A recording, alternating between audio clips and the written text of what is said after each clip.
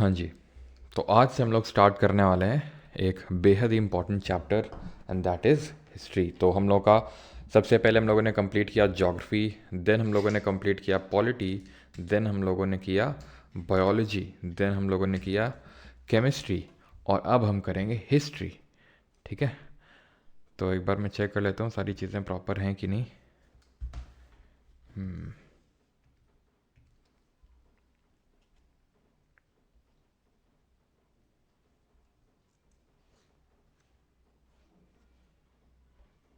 और अब हम करेंगे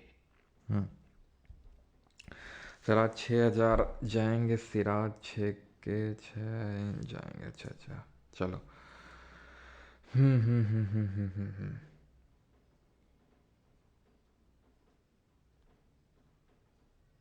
चलिए, राम राम सभी को। तो स्टार्ट करते हैं हिस्ट्री। और काफ़ी इम्पॉर्टेंट और काफ़ी इंटरेस्टिंग सब्जेक्ट है। इसको हम 3 पार्ट्स में डिवाइड करते हैं, जैसे आप अपनी स्क्रीन पे देख पा रहे होंगे। एंशियंट हिस्ट्री, ठीक है, यानी कि आपका प्राचीन इतिहास। मेडिवल हिस्ट्री, दैट इज़ मध्यकालीन इतिहास। और मॉडर्न हिस्ट्री, यानी कि आधुनिक भारत का इतिहास। ठीक है, तो इसमें एंशंट, मेडिवल और मॉडर्न हिस्ट्री करने वाले हैं। 3 पर्टिकुलर सब सेक्शंस में हम हिस्ट्री को डिवाइड करते हैं। अब इसके टाइम पीरियड क्या है हिस्ट्री में, ये जो मैं एंशियंट, मेडिवल, मॉडर्न बोल रहा हूँ, तो इसके टाइम पीरियड्स क्या हैं, कब से कब तक के टाइम पीरियड को। Because history is all about dates. जैसे कि हम केमिस्ट्री में पढ़ते हैं कि chemistry is all about exceptions, वैसे history is all about dates. वो वाली डेट नहीं बेटा जिसकी तलाश में तुम हो काफ़ी टाइम से, ये है हिस्ट्री की डेट्स। जैसे एंशियंट हिस्ट्री की अगर हम बात करें, तो जब से हिस्ट्री स्टार्ट होती है, that is I can say from earliest times. जब से हिस्ट्री स्टार्ट होती है, जहां से आज हम लोग अपना स्टार्ट लेने वाले हैं, so from the earliest times to 7th century AD. ठीक है, 7th century एडी। ठीक। मेडिवल की जब हम बात करते हैं तो ये आता है 8th century एडी से लेकर टू 18th century एडी। ठीक। और मॉडर्न हिस्ट्री की जब हम बात करते हैं तो फिर हम बोल सकते हैं कि from 18th century AD onwards till now. ठीक। From earliest time to 7th century AD, या फिर अभी यहाँ पर तो एक मैंने टर्म नहीं लिखा है, बीसी, है ना, बीसी। तुमको लग रहा हो कैसी अपमानजनक बातें कर रहे हैं सर आप, बेटा वो नहीं जो तुम समझ रहे हो। अगेन, अब ये बीसी एडी पहले पूरा टाइम समझ लो, ये कि है क्या, ये क्या चीज़ होती है एडी, क्या चीज़ होती है बीसी। ठीक है, तो वो समझने के लिए हमें पूरी टाइमलाइन समझनी पड़ेगी। कोई बहुत बड़ा ये मैथमेटिक्स की टाइमलाइन नहीं है। एक्चुअल में होता क्या है कि ancient history is all about BC. Ancient history is all about BC. वो बीसी नहीं, अगेन जो आप समझ रहे हैं, बीसी का मतलब होता है बिफोर क्राइस्ट। यानी कि जब भी मैं ईयर लिखूंगा, क्या, फॉर एग्जाम्पल 400 बीसी, 10,000 बीसी। अभी आप इस आज के लेक्चर में देखेंगे, आज हम लोग बीसी बीसी करेंगे। ठीक है, तो वहां पे बीसी का मतलब होगा बिफोर क्राइस्ट। 400 बीसी के बाद हम कभी पढ़ रहे होंगे 400 एडी। 400 एडी में भी हम आएंगे। तो हम डिफ्रेंशिएट कैसे करेंगे कि भाई 400 बीसी और 400 एडी में क्या अंतर है। तो टाइमलाइन आप समझ लो, आज क्या चल रहा है प्रेजेंट टाइम में, अगर हम देखें तो 2024 चल रहा है, 2024। कुछ ही दिनों में हम 2025 में एंटर करने वाले हैं। तो ये जो 2024 है, ठीक है, इससे पहले 2023 रहा होगा, 2022, 21, ऐसे कर करके कभी हम ज़ीरो पे आएंगे। आएंगे कि नहीं। अगर हम 2024 से 2024 घटा देंगे तो यानी आज से 2024 साल पहले क्या रहा होगा, ज़ीरो। तो क्या उससे पहले लाइफ एग्जिस्ट नहीं करती थी क्या? 2024 साल पहले ही क्या लाइफ एग्जिस्ट करी क्या? नहीं। हमें तो पता है कि अर्थ की यहाँ तक की एज तो कितनी है। अर्थ की एज जब हम बात करते हैं तो अर्थ की एज है 4.5 बिलियन ईयर्स एगो। अब मैं आपसे ये नहीं बोल रहा हूँ कि 4.5 बिलियन ईयर्स अगो ही लाइफ ओरिजिनेट हो गई थी अर्थ में, लेकिन हाँ, लाखों साल पहले तो लाइफ ओरिजिनेट हो गई थी।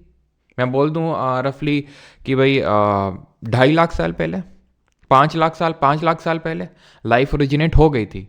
ठीक है, 1 लाख तो मानोगे ही, कहाँ 1 लाख, कहाँ 2024। ठीक है, तो जीरो से पहले क्या रहा, क्या था, तो जीरो से पहले जो ईयर्स होते हैं उनको हम बीसी से रिप्रेजेंट करते हैं। क्यों, क्यों हमने इसी को जीरो माना, क्या हुआ था ऐसा, तो इस टाइम पे हुआ था, and that is zero, that means the birth of Jesus Christ, Jesus Christ ji का जन्म हुआ था। ठीक है, जिसके लिए कल आप जानते हैं कि जीसस क्राइस्ट के लिए हम कल जो क्रिसमस मनाते हैं, है ना, 25 को। तो उससे पहले जितने भी ईयर्स हैं हमारे before the birth of Jesus Christ, उनको हम बीसी यानी कि बिफोर क्राइस्ट बोलते हैं। और जो इसके बाद के हैं उनको हम या तो CE which stands for common era, which stands for common era, या फिर एडी बोल देते हैं। एडी मतलब एनो डोमिनियन, और बीसी मतलब बिफोर क्राइस्ट, या फिर बीसीई भी अगर आप कहीं लिखे देखोगे तो कंफ्यूज मत होना, वो बीसी की ही बात हो रही, बिफोर क्राइस्ट एरा, बीसीई। और अगर कहीं सीई लिखा देखो तो इसको बीसीई से कंफ्यूज मत कर लेना, सीई का मतलब होता है एडी।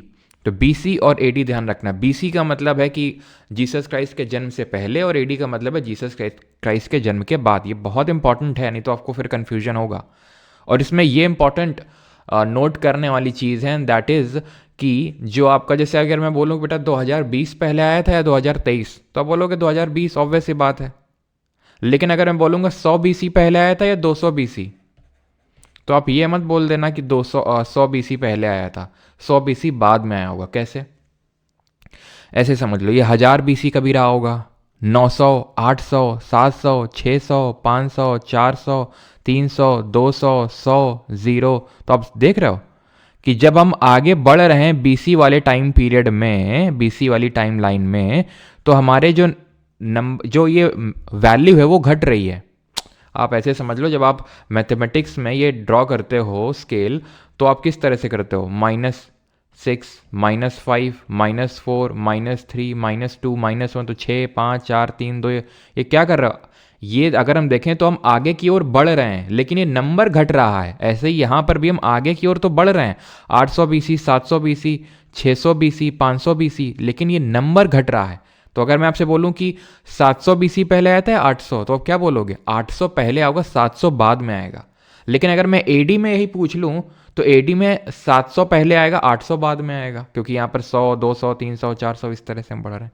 आई होप आपको क्लियर होगा। यहाँ पर सेंचुरी वाला भी कॉन्सेप्ट समझ लो, बिकॉज जब मैं बोलूँगा ये सेंचुरी एडी, वो सेंचुरी एडी, ये सेंचुरी बीसी, वो सेंचुरी बीसी, तो आपको पता होना चाहिए। जैसे एग्जाम्पल के तौर पर अगर मैं बोलूँ आपसे 8th सेंचुरी की अगर मैं बात कर रहा हूँ, ठीक है, अगर मैं 8th सेंचुरी की बात कर रहा हूँ फॉर एग्जाम्पल, तो 8th सेंचुरी का मतलब हो जाएगा, आप सीधा लिखो 800 बीसी। ठीक है, सेंचुरी का मतलब होता है 100, इतना तो सबको पता होगा, सेंचुरी का मतलब 100, तो 8th सेंचुरी मतलब 800, और उससे 100 घटा दो तो 700। तो 700 से 800 के बीच का जो टाइम पीरियड होगा वो होगा हमारा 8th सेंचुरी बीसी। अगर एडी लिख दूंगा तो एडी हो जाएगा।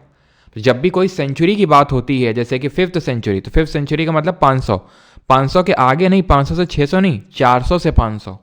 समझ में आपको, जैसे मैं आपको बोलूँ, चलो एग्जाम्पल के तौर पे आप मुझे बताओ 3rd सेंचुरी एडी, ये मैं किस टाइम पीरियड की बात कर रहा हूँ, जल्दी से बताइए कमेंट में सभी लोग, मैं किस टाइम पीरियड की बात कर रहा हूँ।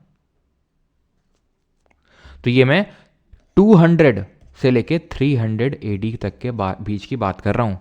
तो अब आपको समझ में आया, जब मैंने यहाँ पर लिखा 8th सेंचुरी एडी, तो आपको समझ में आया कि भाई 8th सेंचुरी एडी का मतलब 700 एडी के टाइम की बात हो रही है। समझ रहे हैं आप। 18th सेंचुरी एडी का मतलब क्या होगा, 18th सेंचुरी एडी का मतलब है 1700 से लेके 1800 जो एडी है उसकी बात हो रही है। यार आज ये नेट चला क्यों गया, एक सेकंड रुको, एक सेकंड रुकिएगा, किससे कनेक्टेड है, नेट आज उड़ गया पूरा, एक सेकंड रुकिएगा थोड़ा सा।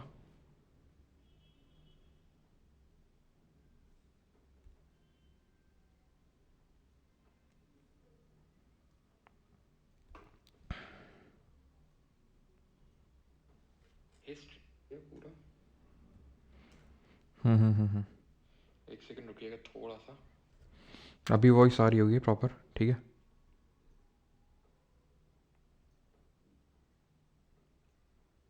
अभी वॉइस आ रही है ना, एक बार कंफर्म कर देना।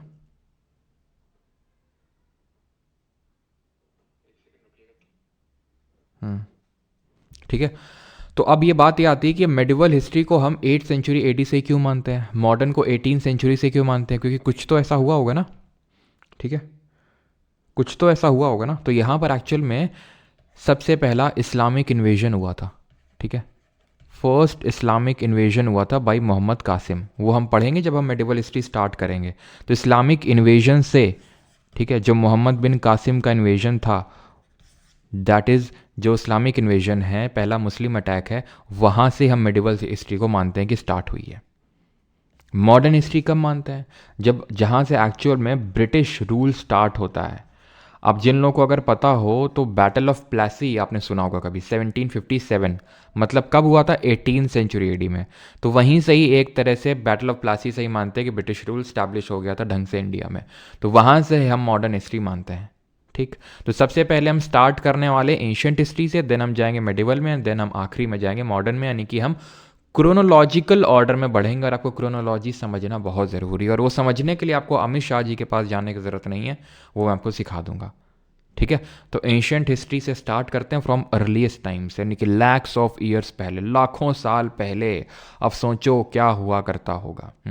आपको लग रहा है कि ऐसे ही जीवन चलता होगा। आप सोचो आपके बाबा के बाबा के बाबा के बाबा, मतलब 4-5 मिनट तक ऐसे बाबा के बाबा करते रहो, तब जाके तुम पहुंचोगे कि कहीं पे हमारी जो ह्यूमन सिविलाइजेशन है वो कहीं ना कहीं स्टार्ट हुई होगी, या फिर ह्यूमन स्टार्ट, मतलब तो ह्यूमंस ऐसा तो है नहीं कि जिस तरह से आज हम हैं, है ना। आज मैं आपको पढ़ा रहा हूँ, लैपटॉप है, सारी चीज़ें हैं, सब कुछ है ना। मज़े ही मज़े हैं ज़िंदगी के, सारे मज़े हैं, लेकिन फिर भी मज़े नहीं है, फिर भी आनंद नहीं है। मज़े तो हैं लेकिन आनंद नहीं है। बहुत बड़ी मैंने बात बोल दी, मज़े और आनंद में बहुत बड़ा अंतर होता है। खैर, फ़िलॉसफी को साइड करते हैं। तो एक्चुअल में हमारे जो दादा पूर्वज, यानी कि अब समझ लो कि मैं लाखों साल पहले की बात कर रहा हूँ, आप समझ लो 5 लाख साल पहले, 10 लाख साल पहले, इस टाइम की बात है कि जो ह्यूमंस हैं उन्होंने पत्थरों से अपना जीवन स्टार्ट किया, पत्थर से स्टार्ट किया, समझ रहे हो। तो आप यहाँ पर देख पा रहे हैं, इसी को ही हम बोलते हैं स्टोन एज। यहीं से ही हमारी हिस्ट्री एक्चुअल में स्टार्ट होती है।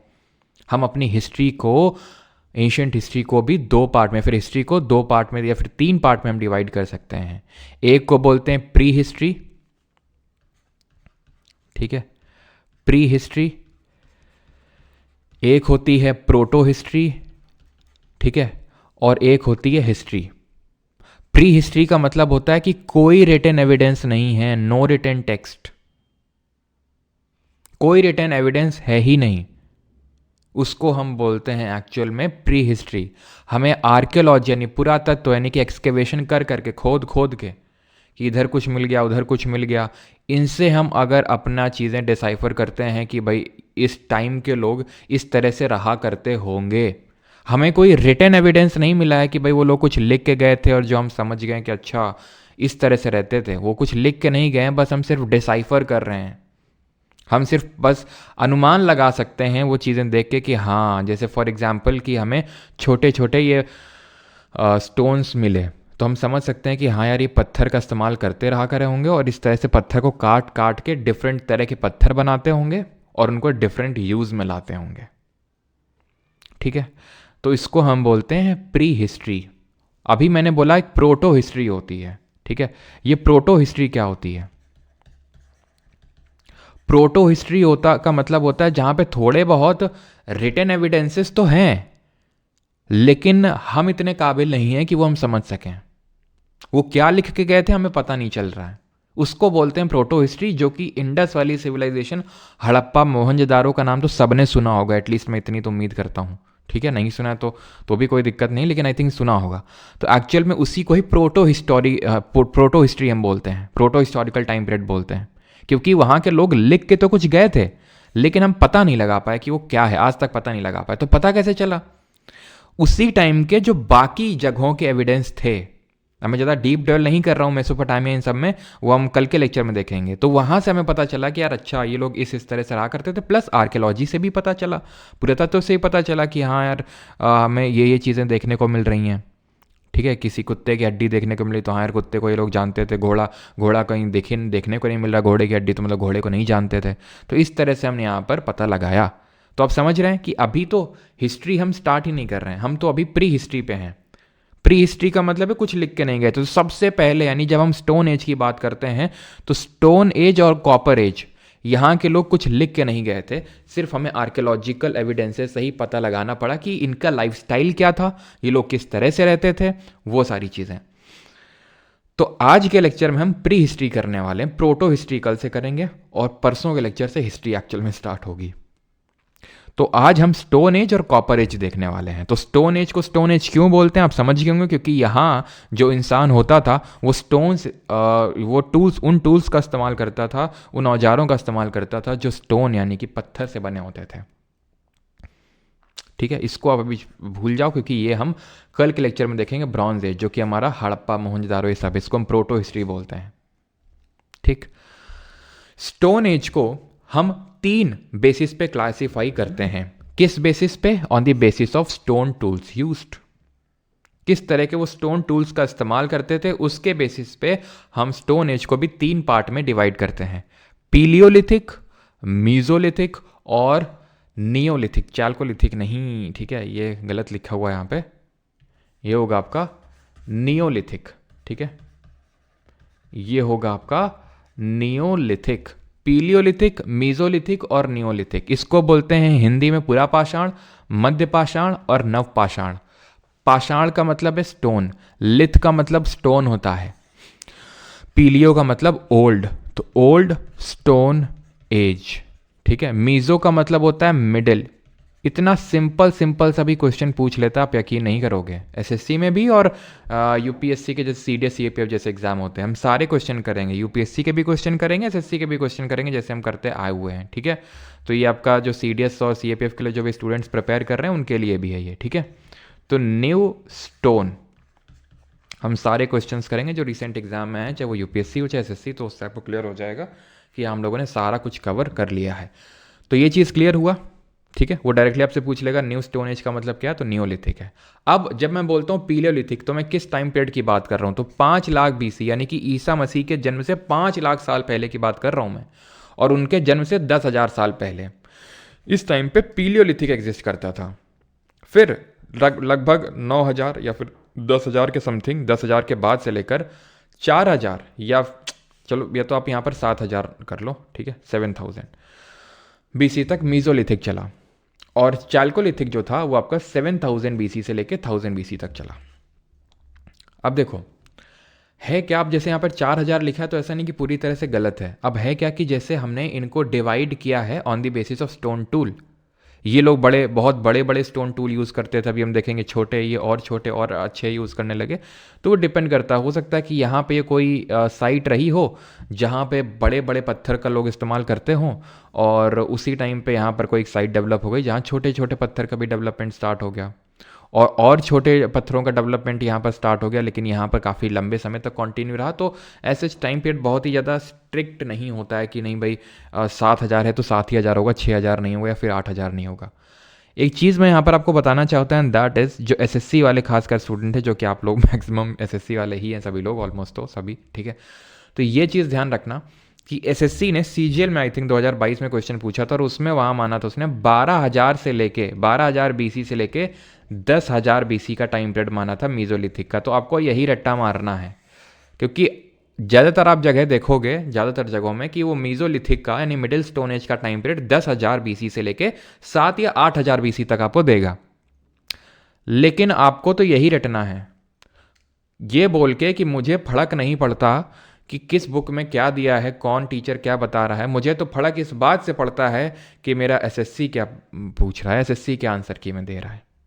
तो एसएससी ये दे रहा है, और अगर मान लो एसएससी कल को कुछ इधर उधर दाएं बाएं करता भी है तो हमारे पास एक क्लियर एविडेंस है प्रूफ के तौर पे कि भाई तुमने ही पहले पूछा था, तुमने ही माना था 12,000 से लेकर 10,000 बीसी का टाइम पीरियड। तो ये आपको रटना है, ये आपको याद रखना है, ठीक है। मैंने दोनों आपको क्लियरली बता दिया है, आपको ये याद नहीं रखना है, ठीक है। और नियोलिथिक का ये समझ गया। अब हम आते हैं एक एक करके देखते हैं पीलियो, मीजो और नियो में क्या अंतर है, ठीक। तो सबसे पहले तो आते हैं पीलियो। वॉइस ब्रेक हो रही है क्या?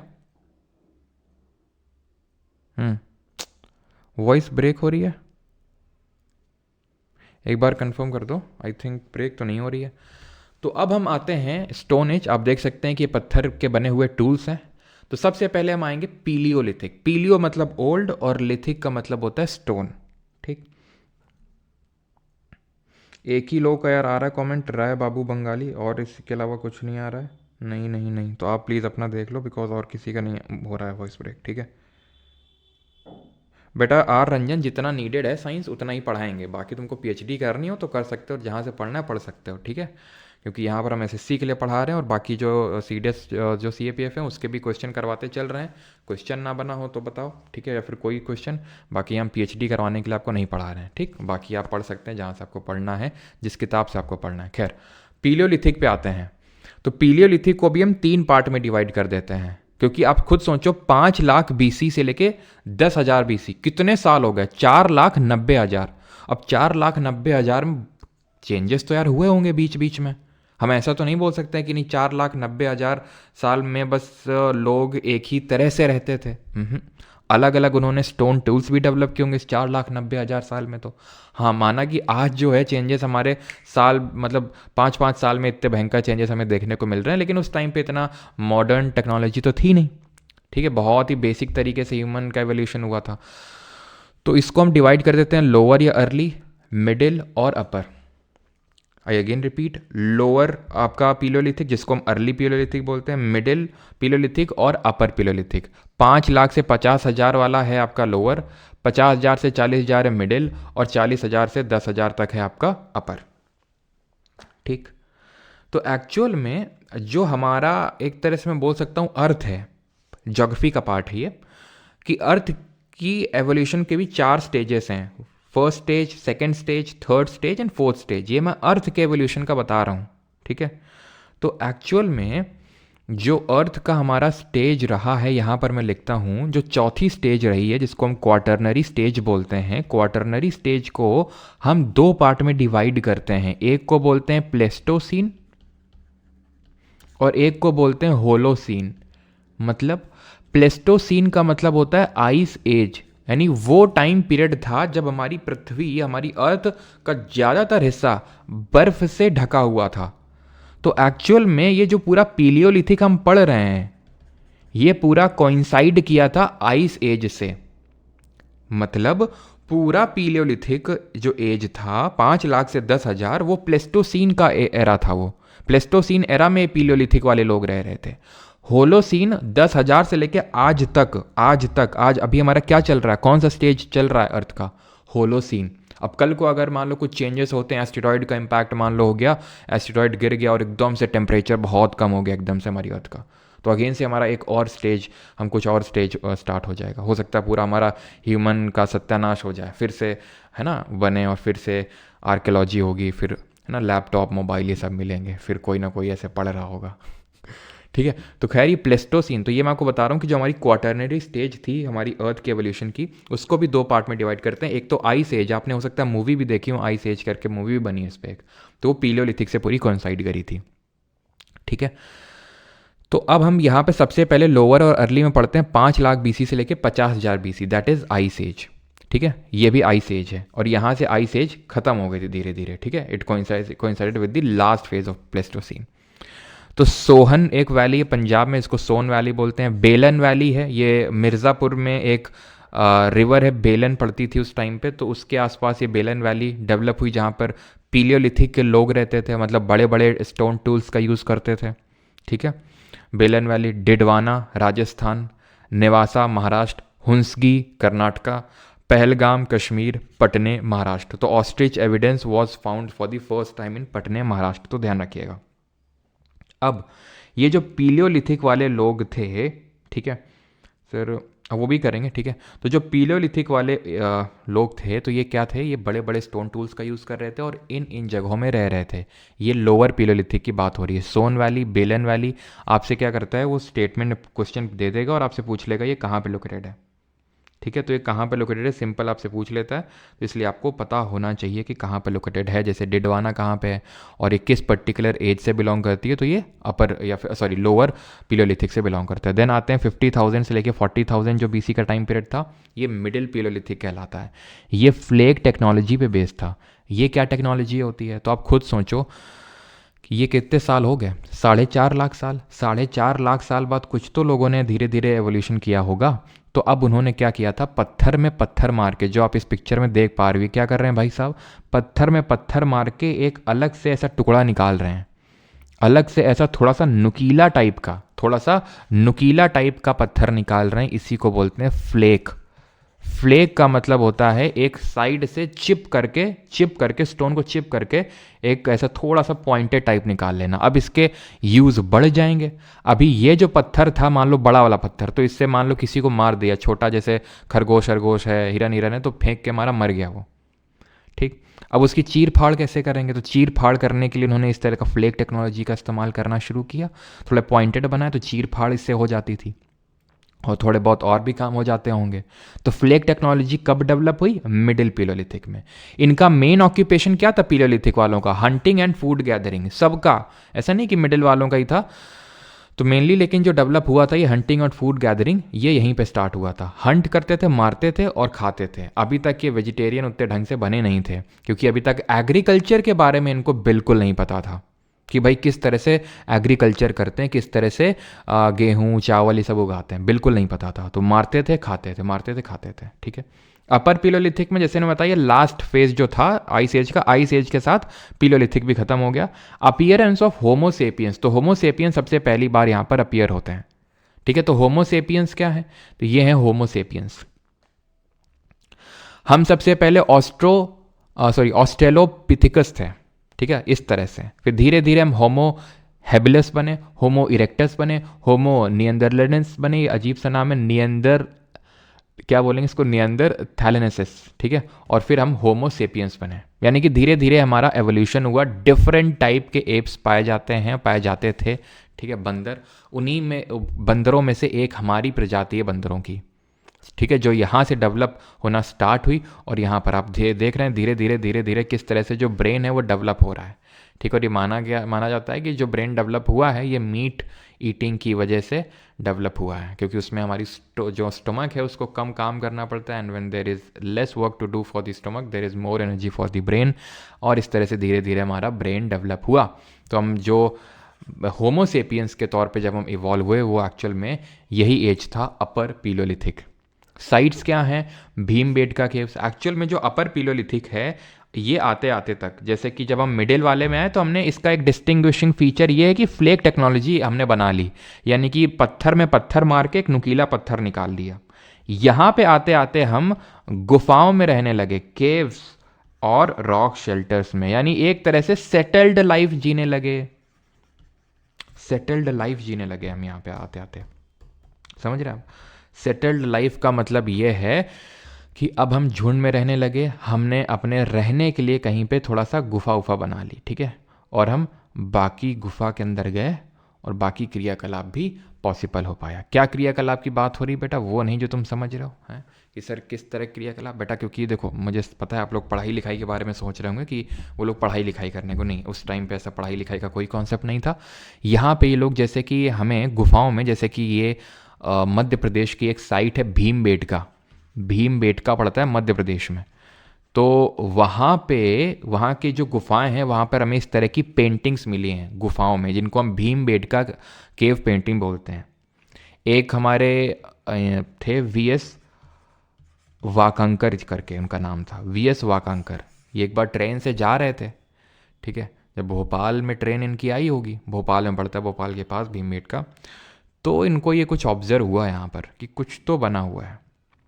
अब तुम्हारी तरह थोड़ी ना था कि ट्रेन में बैठ के इधर उधर ताक झाँक कर रहे हैं, ऊपर वाली सीट, नीचे वाली सीट, दाएं बाएं वाली सीट, है ना।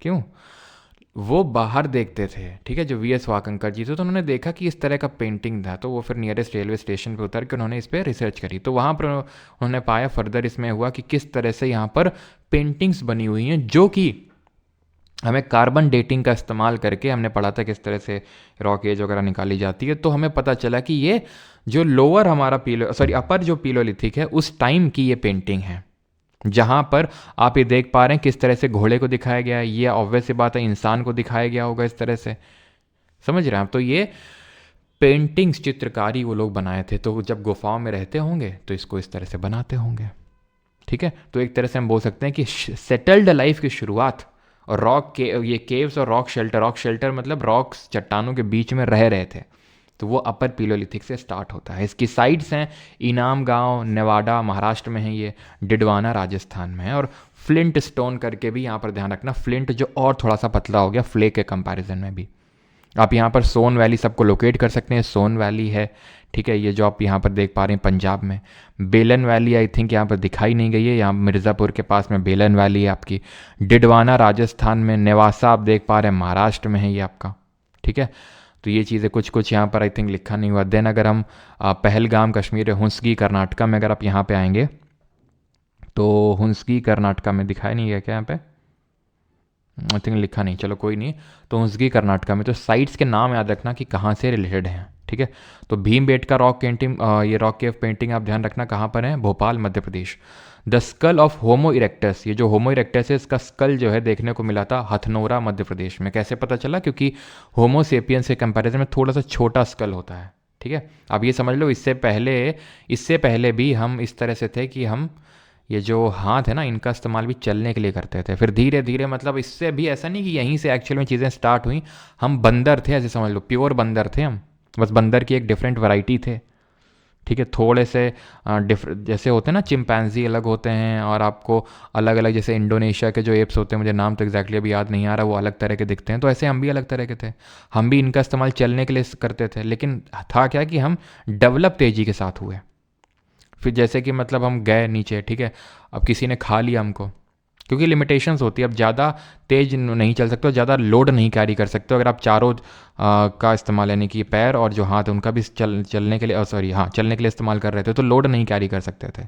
लोड इन दी सेंस कि अगर कुछ उठाना है, कुछ खाना है तो वो काफ़ी लिमिटेड एक्टिविटी हो गई थी। और कोई प्रीडेटर आ गया जैसे शेर और चीता वगैरह आ गया तो उसने हमें खा लिया। तो धीरे धीरे हम डेवलप होते गए।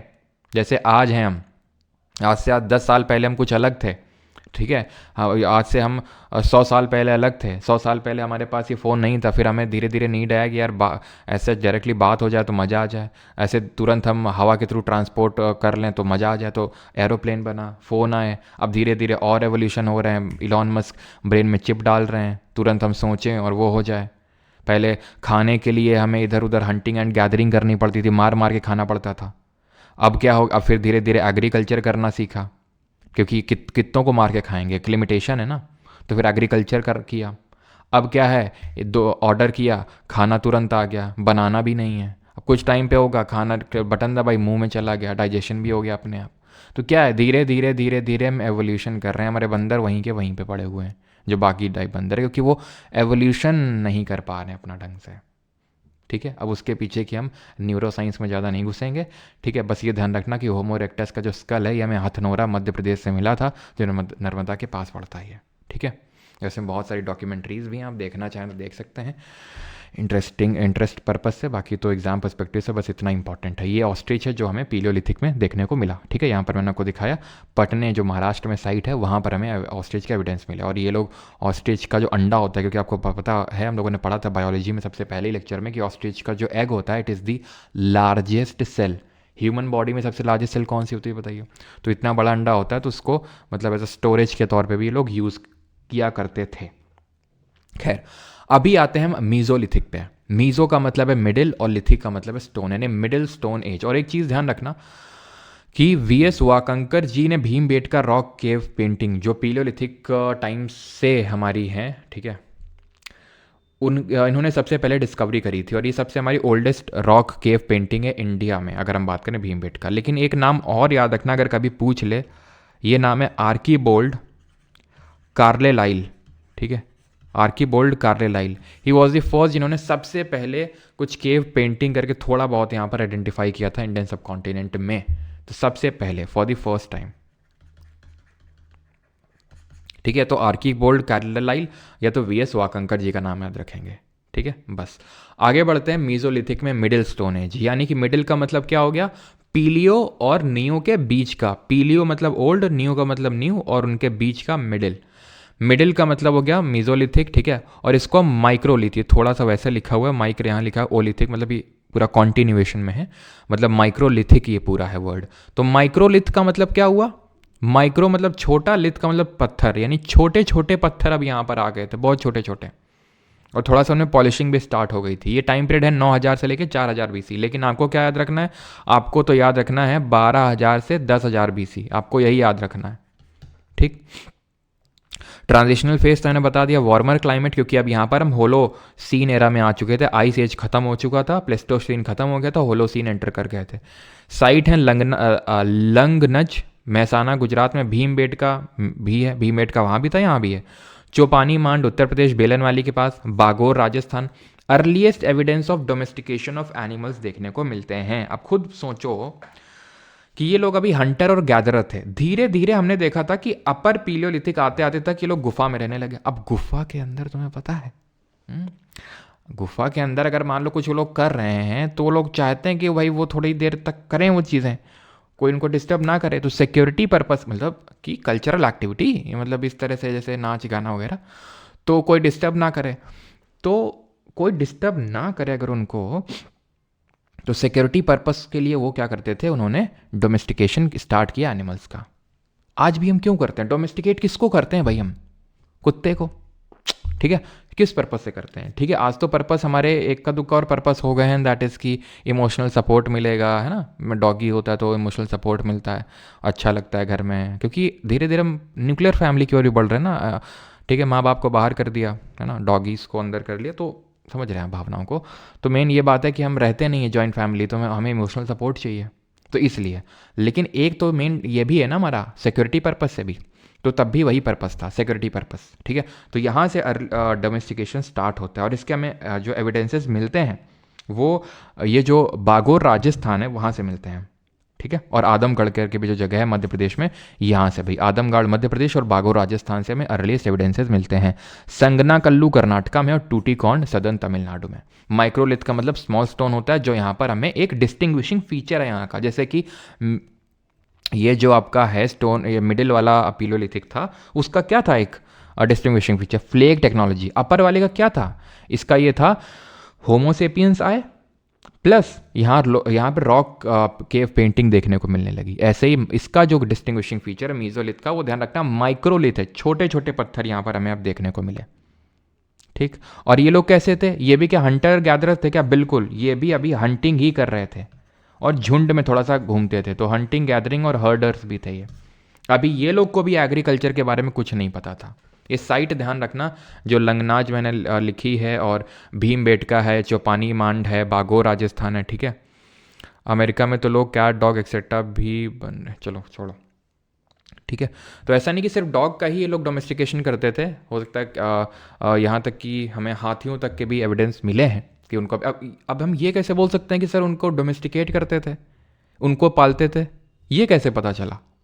हम ये क्यों नहीं बोल देते शेर को भी पालते थे वो? क्योंकि हमें जो कुत्ता है यानी डॉग है, उसकी बोन्स टूटी या कटी नहीं मिली। अब खुद ही सोचो, अगर मारे होते, मार के खाए होते कुत्ते को, तो इसे टूटी हुई होती ना। आप जब नॉन वेज, आप में से जितने लोग होंगे उन्हें पता होगा, ऐसे आप तोड़ के ही खाते हो ना, तो बोन्स टूटी हुई नहीं मिली। और साथ ही साथ जो ह्यूमंस की बोन्स मिली, उनके आसपास ही हमें इनके कुत्तों की बोन्स मिली। उनके आसपास का मतलब मैं ये नहीं बोल रहा उनके बगल में ही सटा के, जो हमें आगे देखने को वो भी मिलेगा, उनके बगल में एकदम सटा के वो देखने को मिला। लेकिन यहाँ पर ऐसा सटा के हमें देखने को नहीं मिला कि उनके साथ डोमेस्टिकेशन किया गया हो, मतलब उनके साथ बरी किया गया हो, दफनाया गया हो। इतनी चीज़ क्लियर? तो ये साइट्स याद रखेंगे कहाँ पे कौन सी है। मैं बहुत ही स्पेसिफिक चीज़ें आपको करवा रहा हूँ, ना ज़्यादा डेप्थ में और ना ज़्यादा बहुत ऊपर ऊपर। नियोलिथिक पे आते हैं। नियोलिथिक ये कौन थे? न्यू स्टोन एज वाले थे, यानी कि इन्होंने अब स्टोन की कायदे से बहुत प्रॉपर तरीके के अलग अलग तरह के स्टोन्स बनाना शुरू कर दिया था, अलग अलग पर्पस के लिए। और पॉलिश्ड स्टोन इन्होंने स्टार्ट कर दिए थे। पॉलिशिंग थोड़ा बहुत मीजोलिथिक में भी स्टार्ट हो गई थी, लेकिन प्रॉपर तरीके से नियोलिथिक में स्टार्ट हुई थी। अब इन लोगों ने फूड प्रोड्यूसिंग स्टार्ट कर दी थी, यानी कि ये लोग एग्रीकल्चर प्रैक्टिस करने लगे थे, क्योंकि कब तक मार के खाएंगे जानवरों को, उसकी भी एक लिमिटेशन है ना। तो एग्रीकल्चर प्रैक्टिस कर दिया। ये टाइम पीरियड ध्यान रखेंगे 7000 से 1000 बीसी। अब अगर एग्रीकल्चर कर रहे हैं, अगर अनाज उगा रहे हैं, तो अनाज को स्टोर भी तो करना होगा। तो उसके लिए क्या चाहिए होगी? पॉटरी। पॉटरी मतलब घड़ा टाइप ये। और किस तरह की पॉटरी है ये? इसको हम बोलते हैं, क्या बोलते हैं उसको? कॉर्ड इम्प्रेस्ड पॉटरी, ठीक है। शायद ही पूछे, अभी तक तो मैंने देखा नहीं कभी क्वेश्चन इस पे कि, लेकिन अगर पूछे तो कॉर्ड इम्प्रेस्ड पॉटरी है ये। कॉर्ड इम्प्रेस्ड का मतलब होता है कि इसमें ऐसे कलर से नहीं है कि कलर भरा हो और ब्लैक रेड इस तरह से ना। कॉर्ड का मतलब ये जो लाइन लाइन देख रहे हो, ये कुछ ना कुछ बना रखा है, इसको बोलते हैं कॉर्ड इम्प्रेस्ड, ठीक है। तो ये फूड प्रोड्यूसर हो गए, और ये जैसे ना होता है स्पेशल तरह के स्टोन टूल्स का यूज़ करते थे, जैसे ये हो गया आपका, इसको सेल्ट बोलते हैं, CELT, ठीक है। तो आप देख रहे हैं कितना एडवांस्ड हो गया, अभी भी है स्टोन ही, लेकिन कितना एडवांस हो गया अभी, तो इसको CELT सेल्ट बोलते हैं। आर्ट वो भीमबेटका में देखने को मिलेगी, rock painting of humans, bird, animal, Neolithic people owned property also, ठीक है। तो भीमबेटका ये मत सोचना कि सर आप तो सब में पढ़ाए डाल ले, उसमें भी पढ़ा दिए थे, अपर पीलोलिथिक में भी, मीजोलिथिक नियोलिथिक था तो पढ़ा रहे हैं, ठीक है। तो भीमबेटका जो है पीलोलिथिक से स्टार्ट हुआ है, वो मीजोलिथिक में भी था, वो नियोलिथिक में भी उस की एज में भी ये सर्वाइव किया था भीमबेटका। मतलब यहाँ पर लोग भीमबेटका के लोग जो थे, क्योंकि यार आप खुद सोचो, जब आपका एक बार एग्रीकल्चर हो गया, डेवलप हो गया, अब तुमको लगता है कि जो ये पीलोलिथिक वाले लोग थे ये एक जगह पे रहते होंगे? क्योंकि भाई इनको मार मार के खाना है। अब मान लो इधर आसपास के एरिया के जो बेचारे जानवर थे उनको मार मार खा लिया, अब और जो कुछ बच भी गए वो भाग गए होंगे कि यार ये इंसान पता नहीं अजीब टाइप का ये जानवर आया है, रहने ही नहीं दे रहा, ये तो मार मार के खाए डाल रहा है जेवलिन थ्रो कर करके, तो ये लोग भाग जाते थे वहाँ से, ठीक है। तो ये लोग भी एक जगह पे तो नहीं रह सकते ना, लेकिन जब एक बार एग्रीकल्चर हो गया आपके पास तो आप एक जगह रह सकते हो, ठीक है। ये होता है, और पॉटरी यहीं से डेवलप होना स्टार्ट हुई। कहाँ से? नियोलिथिक से। जब आपका एग्रीकल्चर है, जब फूड बनेगा तो फूड को स्टोर करने के लिए पॉटरी नीड होगी, और किस तरह की? कॉर्ड इम्प्रेस्ड है। क्लियर? मैं समराइज भी कर दूंगा, आप चिंता मत करो, ठीक है। तो और ये चीज़ ध्यान रखना, यहाँ पर आई थिंक लिखा होगा साइट वगैरह, जैसे कि जो उत्तर प्रदेश का जो कोलधीवा है, यहाँ से सबसे पहले राइस का कल्टीवेशन के एविडेंस मिले, जो चावल होता है। जो आपका मेहरगढ़ है, मेहरगढ़ ओल्डेस्ट नियोलिथिक साइट है इंडिया में, नहीं इंडियन सब कॉन्टिनेंट में, क्योंकि प्रेजेंट डे ये पाकिस्तान में, पाकिस्तान का जो बलूचिस्तान प्रांत है, बलूचिस्तान प्रोविंस, वहाँ पर पड़ता है मेहरगढ़। तो वहाँ से हमें सबसे पहले एविडेंसेस मिले, किसके? व्हीट, बार्ले और कॉटन के। व्हीट, बार्ले, कॉटन, याद रखना, सबसे earliest evidence wheat, barley, cotton Mehrgarh, और राइस का कोलदीवा। और एविडेंस ऑफ हाउस, किस तरह के हाउस? ये हुआ करते थे आपके मड ब्रिक के हाउस, मड ब्रिक यानी कच्ची ईंट के जो घर हुआ करते थे वो बनाए थे इन लोगों ने। लेकिन जो कश्मीर वैली में जो बुर्जा होम था, ठीक है, बुर्जा होम का मतलब होता है प्लेस ऑफ बर्च। बर्च एक तरह का पेड़ होता है, ठीक है, बर्च। तो बुर्जा होम वहाँ से नाम पड़ा। तो बुर्जा होम जो है 16 kilometre west of Srinagar located है। यहाँ पर हमें देखने को मिला कि यहाँ पे भी लोग रह रहे हैं, गुफाओं में नहीं, केव्स में नहीं, बना के कुछ। लेकिन ये मड ब्रिक हाउस नहीं बना पा रहे थे मेहरगढ़ वालों की तरह कि भाई इस तरह का बना दिया था ना। ये लोग क्या कर रहे थे? गड्ढा खोद खोद के अंदर रह रहे थे। इसी को बोलते हैं लेक साइड पिट। पिट का मतलब होता है गड्ढा।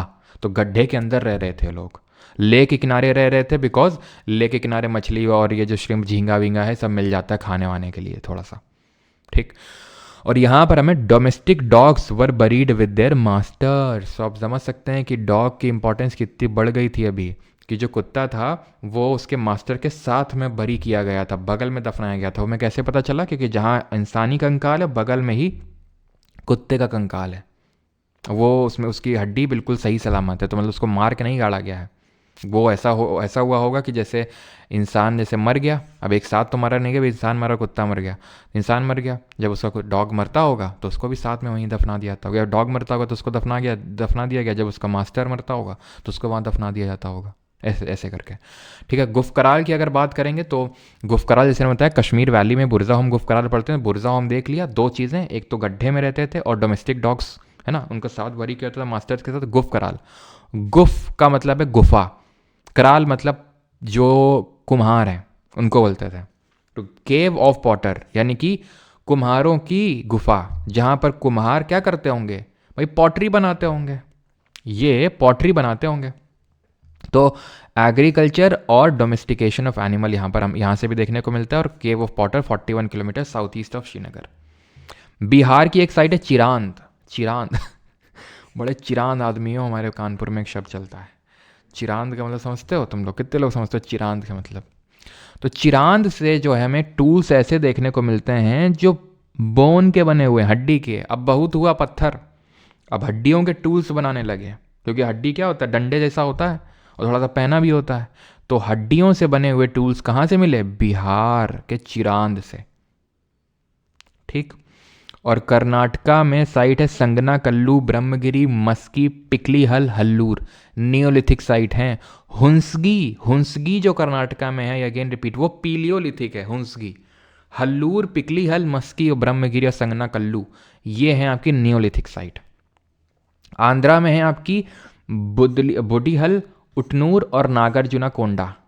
इन रिवर के आसपास है। भीम, कृष्ण, तुंगभद्रा, ज्योग्राफी में सब पढ़ चुके हैं आप। जरा बताइए भीम किसकी ट्रिब्यूटरी है? तमिलनाडु में पय्यमपल्ली, कावेरी नदी के पास। बेलन वैली, कोलदीवा, मेहरगढ़ा, ये सब मैं बता चुका हूँ। कोलदीवा जहाँ पर हमें एविडेंस ऑफ राइस मिले। ठीक है, महागरा, ये मेहरगढ़ नहीं, महागरा ही है। गारो हिल्स मेघालय में। दाउजिली हेडिंग है असम में। यहाँ से हमें जेडाइट पत्थर मिला। जेडाइट पत्थर ये हरे कलर का पत्थर होता है, ग्रीन स्टोन होता है, इसी को ही जेडाइट स्टोन बोलते हैं। कहाँ से मिला? दाउजली हेडिंग, ये पड़ता है असम में, दाउजली हेडिंग। चिरांद ये है आपका बिहार में। कोलदीवा, ठीक है, इलाहाबाद में। फिर हल्लूर, ठीक है, ये आपका कहाँ पर है? कर्नाटका में। मेहरगढ़ पाकिस्तान में। बुरजा होम और गुफ कराल ये आपका पड़ता है कहाँ पे? कश्मीर में। क्लियर है ये चीज़? ठीक है। और पय्यमपल्ली है ये आपका नियोलिथिक। और यहाँ पर आप देख सकते हैं, यहाँ पर लिखा है कि नहीं, यहाँ पर आई थिंक लिखा नहीं है इन्होंने। ऐत्रापक्कम, ठीक है, ऐत्रापक्कम, ये ऐत्रापक्कम जो है आपका, ये साइट है पीलियोलिथिक। थोड़ा ध्यान रखना ऐत्रापक्कम के बारे में भी। बाकी तो भी हम क्वेश्चन करेंगे तो और क्लियर हो जाएगा। कैटल हुयू के इंडियन सब कॉन्टिनेंट का नहीं है, ध्यान रखना, ये टर्की में पड़ता है। इसको हम प्रोटो सिटी यानी कि एक थोड़ा सा न्यू, सबसे जो लेटेस्ट सिटी है उस टाइम की मानते हैं। उस टाइम पे सबसे बढ़िया तरह से जो लोग रहते थे सिटी के तौर पे, वो कैटल हुयू थी। नियोलिथिक साइट है ये, ठीक है, नियोलिथिक के अंडर पड़ रहे हैं तो ऑब्वियस बात है नियोलिथिक होगा। कैटल हुयुक, ध्यान रखना, टर्की में फर्स्ट ह्यूमन प्रोटो सिटी। अब आते हैं, हमारा स्टोन एज खत्म हो गया यहाँ से। किसी कोई डाउट होगा तो पूछेगा। अब यहाँ से हमारा चाल्कोलिथिक यानी कि कॉपर एज स्टार्ट होगा।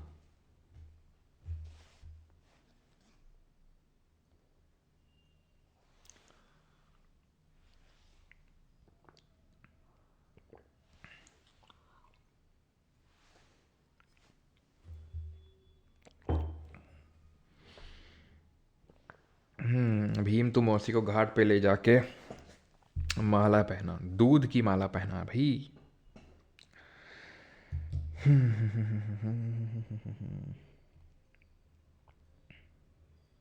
सर सारी याद करनी होगी भाई, एकदम से आप लोड मत बढ़ाओ अपना, ठीक है। ये सारी हमें याद करनी है अभी, बस तुम समझो। क्वेश्चन करेंगे तो आधी से ज़्यादा तो वहीं क्वेश्चन में याद हो जाएंगी, फिर रिवीजन करोगे तो याद हो जाएंगे, ठीक है।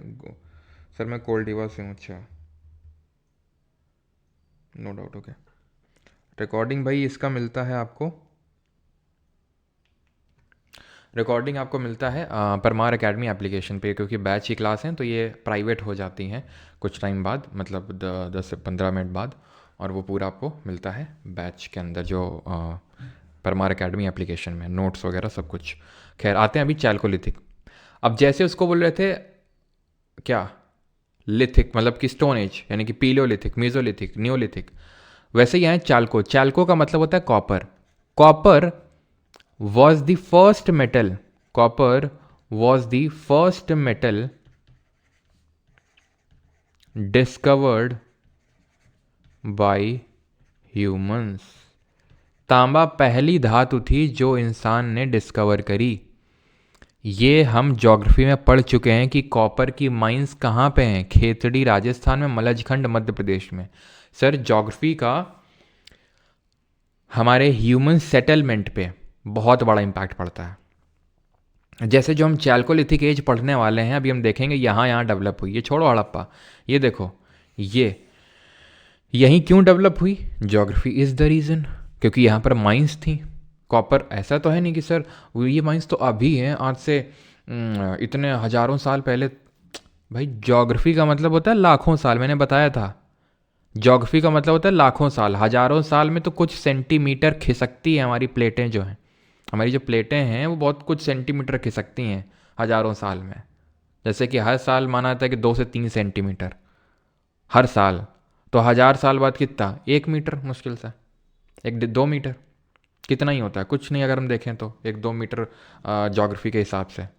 ठीक है, तो लाखों साल, तो ऑब्वियस सी बात है उस समय भी कुछ यही जोग्राफी रही होगी। खेतड़ी माइंस राजस्थान, मलचखंड मध्य प्रदेश। तो people in the rural communities और डिफरेंट काइंड ऑफ सेटलमेंट, और उन सेटलमेंट को बोलते हैं कल्चर। ठीक है, आप देखो कल्चर कल्चर कल्चर, क्या है ये कल्चर? तो आज जैसे हम बोलते हैं राजस्थान, मध्य प्रदेश, उत्तर प्रदेश, केरल, तमिलनाडु, कर्नाटक, ये सब क्या स्टेट हैं। उसी तरह ये जो सेटलमेंट में रहा करते थे ये लोग, तो उनको कल्चर बोल देते हैं। साउथ ईस्टर्न जो राजस्थान में जो कल्चर देखने को मिलता है उसको अहर एंड गिलुंद कल्चर बोलते हैं। ठीक है, वेस्टर्न मध्य प्रदेश, रुको इसको, वेस्टर्न मध्य प्रदेश में मालवा कल्चर या कयाथा कल्चर। वेस्टर्न महाराष्ट्र में जॉर्वे कल्चर। ठीक है, अब ये क्या है जॉर्वे कल्चर, मालवा कल्चर, क्या मतलब समझ में नहीं आ रहा होगा आपको ना कि महाराष्ट्र वाले को जॉर्वे कल्चर क्या है ये। तो एक्चुअल में जैसे ये पूरा है, ये सिविलाइजेशन को हड़प्पन सिविलाइजेशन क्यों बोलते हैं? क्योंकि Harappa was the first site to be discovered in this particular civilisation. तो इस तरह यहाँ पर जो पूरा सिविलाइजेशन हमने डिमार्केट किया कि यार यहाँ ये पूरा हमें चाल्कोलिथिक देखने को मिल रहा है।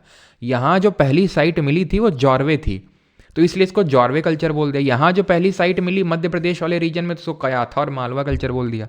यहाँ जो राजस्थान में मिली उसको अहर बानस कल्चर बोल दिया। उसके ऊपर और मिला उसको गणेश्वर जोधपुरा कल्चर बोल दिया। समझ में आया आपको? ठीक है, जॉर्वे के तहत यानी जो महाराष्ट्र में मिला उसमें नेवासा भी था, दैमाबाद, चंडोली, इनाम गांव, नासिक, नवडा टोली, ये छोटी छोटी छोटी छोटी साइट्स मिली थी। लेकिन जॉर्वे कल्चर ही क्यों बोला? क्योंकि सबसे पहले जॉर्वे मिला था इसलिए। और सबसे बड़ी साइट कौन थी? दैमाबाद थी। ठीक है, ये चीज़ क्लियर हुई कि भाई ये कल्चर इंपॉर्टेंट है, कि आपसे पूछ लेगा कि कौन सा कल्चर कहाँ पे था। तो जैसे अहर बानस कल्चर कहाँ पे? ठीक है, अहर बानस कल्चर आपका यहाँ पर राजस्थान में। कयाथा मालवा, अब कयाथा मालवा के तहत आपका ये ईरान भी आता है। ठीक है, ईरान नहीं, ईरान है ये, ईरान जगह पड़ती मध्य प्रदेश में। ठीक है, तो कयाथा मालवा ईरान, ये ध्यान रखना है, ये आपका मध्य प्रदेश में आता है और जॉर्वे महाराष्ट्र में। ये लोग अर्न बरियल प्रैक्टिस करते थे। अर्न बरियल का मतलब होता है जो कलश में जो अस्थियाँ, आज भी हम करते हैं इसको फॉलो, कलश में है ना अस्थियाँ डालते हैं और उसको उसका विसर्जन करते हैं, तो वो अर्न बरियल कहलाता है। Did not know about horses and burnt bricks, क्या स्टोन एज वाले हॉर्सेज जानते थे? बिल्कुल। ये मैं कैसे कह सकता हूँ? ये मैं ऐसे कह सकता हूँ, देख लो घोड़े नहीं बना रखे इन लोगों ने। लेकिन इंडस वैली वाले नहीं जानते थे जो बाद में आए थे। थोड़ी सी ये सरप्राइजिंग बात है लेकिन है। क्लियर? पॉटरी ये भी यूज़ करते होंगे। अब एक्चुअल में इसका भी चलो मैं कल बताऊंगा आपको, चलो हड़प्पा जब पढ़ाऊंगा। ठीक है, कि क्यों हड़प्पा भी यहाँ पे डेवलप हुआ। हड़प्पा के साथ ये लोग ट्रेड करते थे एक्चुअल में, अभी हम देखेंगे क्यों, क्या ट्रेड था, तो वो मैं आपको कल बताऊंगा। ठीक है, क्योंकि अभी वैसे तो समझ सकते हो कि तुम्हें पता है कि ये, इसको हम ब्रॉन्ज एज बोलते हैं। ये चीज़ अभी नहीं, शायद आपको नहीं पता होगी। ठीक है, आपने नहीं पढ़ा होगा तो। और ब्रॉन्ज ये तो पता होगा किसका अलॉय होता है, कॉपर और टिन का, तांबे और टिन का। तो ये लोग कॉपर लिया करते थे इनसे, नीचे वालों से कॉपर, ये जो यहाँ रहते हैं। और ये लोग टिन लिया करते थे, ये वाला जो रीजन है अफगानिस्तान के जो आसपास वाला रीजन है, यहाँ से टिन उठाते थे, दोनों को मिलाते थे, ब्रॉन्ज बनाते थे। तो इनके साथ ट्रेड करते थे। जैसे इन्होंने, हड़प्पा वाले ने इनको पॉटरी दे दी और इन्होंने इनको कॉपर दे दिया। तो पॉटरी किस तरह की यूज़ करते थे ये? या तो ब्लैक एंड रेड थी मोस्टली। ठीक है, ब्लैक एंड रेड ही थी मोस्टली, ये चीज़ ध्यान रखना। ब्लैक एंड रेड वेयर का मतलब होता है कि या तो काली है या तो पूरी लाल है, या कुछ काली है कुछ लाल है। ठीक है, और ये हो गई आपकी ऑकरे कलर। ऑकरे कलर जैसे नहीं वो होता है हमारा गेरू, जानते हो? कितने लोग गेरू जानते हैं? कितने लोग गेरू जानते हैं भाई? जैसे कि जो कच्ची ज़मीन होती है तो उसको गेरू से लीपा जाता है। पता नहीं तुमने पता है कि नहीं पता है। जैसे गांव में हमारे कच्चा है ना, घर वो कच्चा है, तो कच्चा है तो कच्चे में क्या होता है, लीपा जाता है। तो उसके लिए गेरू, गेरू को पानी में डालते हैं, पूरा बनाते हैं वो, है ना, पता है कितने लोगों को पता है। तो उसी कलर का, गेरुआ कलर का ये। ठीक है, ऑकरे कलर्ड पॉटरी। एक्चुअल में ऑकरे कलर्ड पॉटरी हम देखेंगे हड़प्पा वाले यूज़ करते थे, तो वो लोग ट्रेड करते थे इनके साथ, तो देते थे। तो ब्लैक एंड रेड वेयर है। ठीक है, पॉटरी भी हम साथ साथ पढ़ते चलेंगे। जैसे अभी हमने कॉर्ड इम्प्रेस्ड पॉटरी पढ़ी थी पीछे। कॉर्ड इम्प्रेस का मतलब है कि कलर नहीं था, वो धारी धारी से कुछ बनी हुई थी। अब यहाँ कलर स्टार्ट हो गया, ब्लैक एंड रेड। ये नॉर्थ, एक होती है NBPW, north black polished where, वो अलग होती है, वो हम बाद में पढ़ेंगे। ठीक है, ये भी ब्लैक एंड रेड वेयर और ऑकरे कलर ध्यान रखना। ठीक, क्लियर? अब किसी का यहाँ तक कोई डाउट ना हो तो क्वेश्चंस की ओर बढ़ा जाए, जल्दी से बताइए। कॉटन कॉटन मैंने बताया था मेहरगढ़ में सबसे पहले देखने को मिला। टाइम पीरियड, ओके ठीक है, टाइम पीरियड यहाँ नहीं लिखा ना, तो टाइम पीरियड मैं आपको बता दूँ इसका, जो हमारा इसका था, किसका, हड़प्पन वाले का, वही उसी सेम टाइम पे ही उसकी के साथ ये हुआ था। आप ये मान के चलो कि रफली ये हमारा 1000 BC पे ख़त्म हुआ, तो ऐसा नियोलिथिक 1000 पे, तो ये मत सोचना कि चैल्कोलिथिक वाला 1000 से स्टार्ट होगा, नहीं, ठीक है। ये रफली आप ये मान के चलो जो 2500 या फिर 2000 भी आप कंसिडर कर सकते हो, 2000 BC, या फिर आप यहाँ पर 2500 ही लेके चलो, है ना, BC से लेकर रफली 1000 BC तक आप कंसिडर कर सकते हो, ठीक है। यानी कि इनका जो टाइम पीरियड था, क्योंकि आप खुद ही सोचो यार, हड़प्पा वालों को चाहिए ब्रॉन्ज एज था, ये ब्रॉन्ज के लिए चाहिए कॉपर जब तक इनको नहीं मिलेगा यहाँ से तो कहाँ से कॉपर बोलेंगे, ठीक है। तो वही सेम टाइम पीरियड था जो कि हड़प्पन एज का था, ठीक है।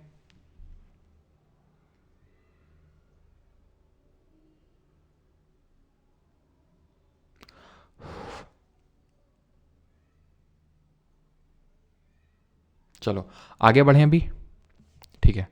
या तो आप इसको यहाँ पर 3000 भी कर सकते हो, है ना, थोड़ा सा पहले कर सकते हो कि थोड़ा सा एग्जैक्टली तो नहीं स्टार्ट हुआ होगा, 3000 या 3500, ठीक है, 3500 BC से लेके लगभग 1000 BC तक, ठीक है।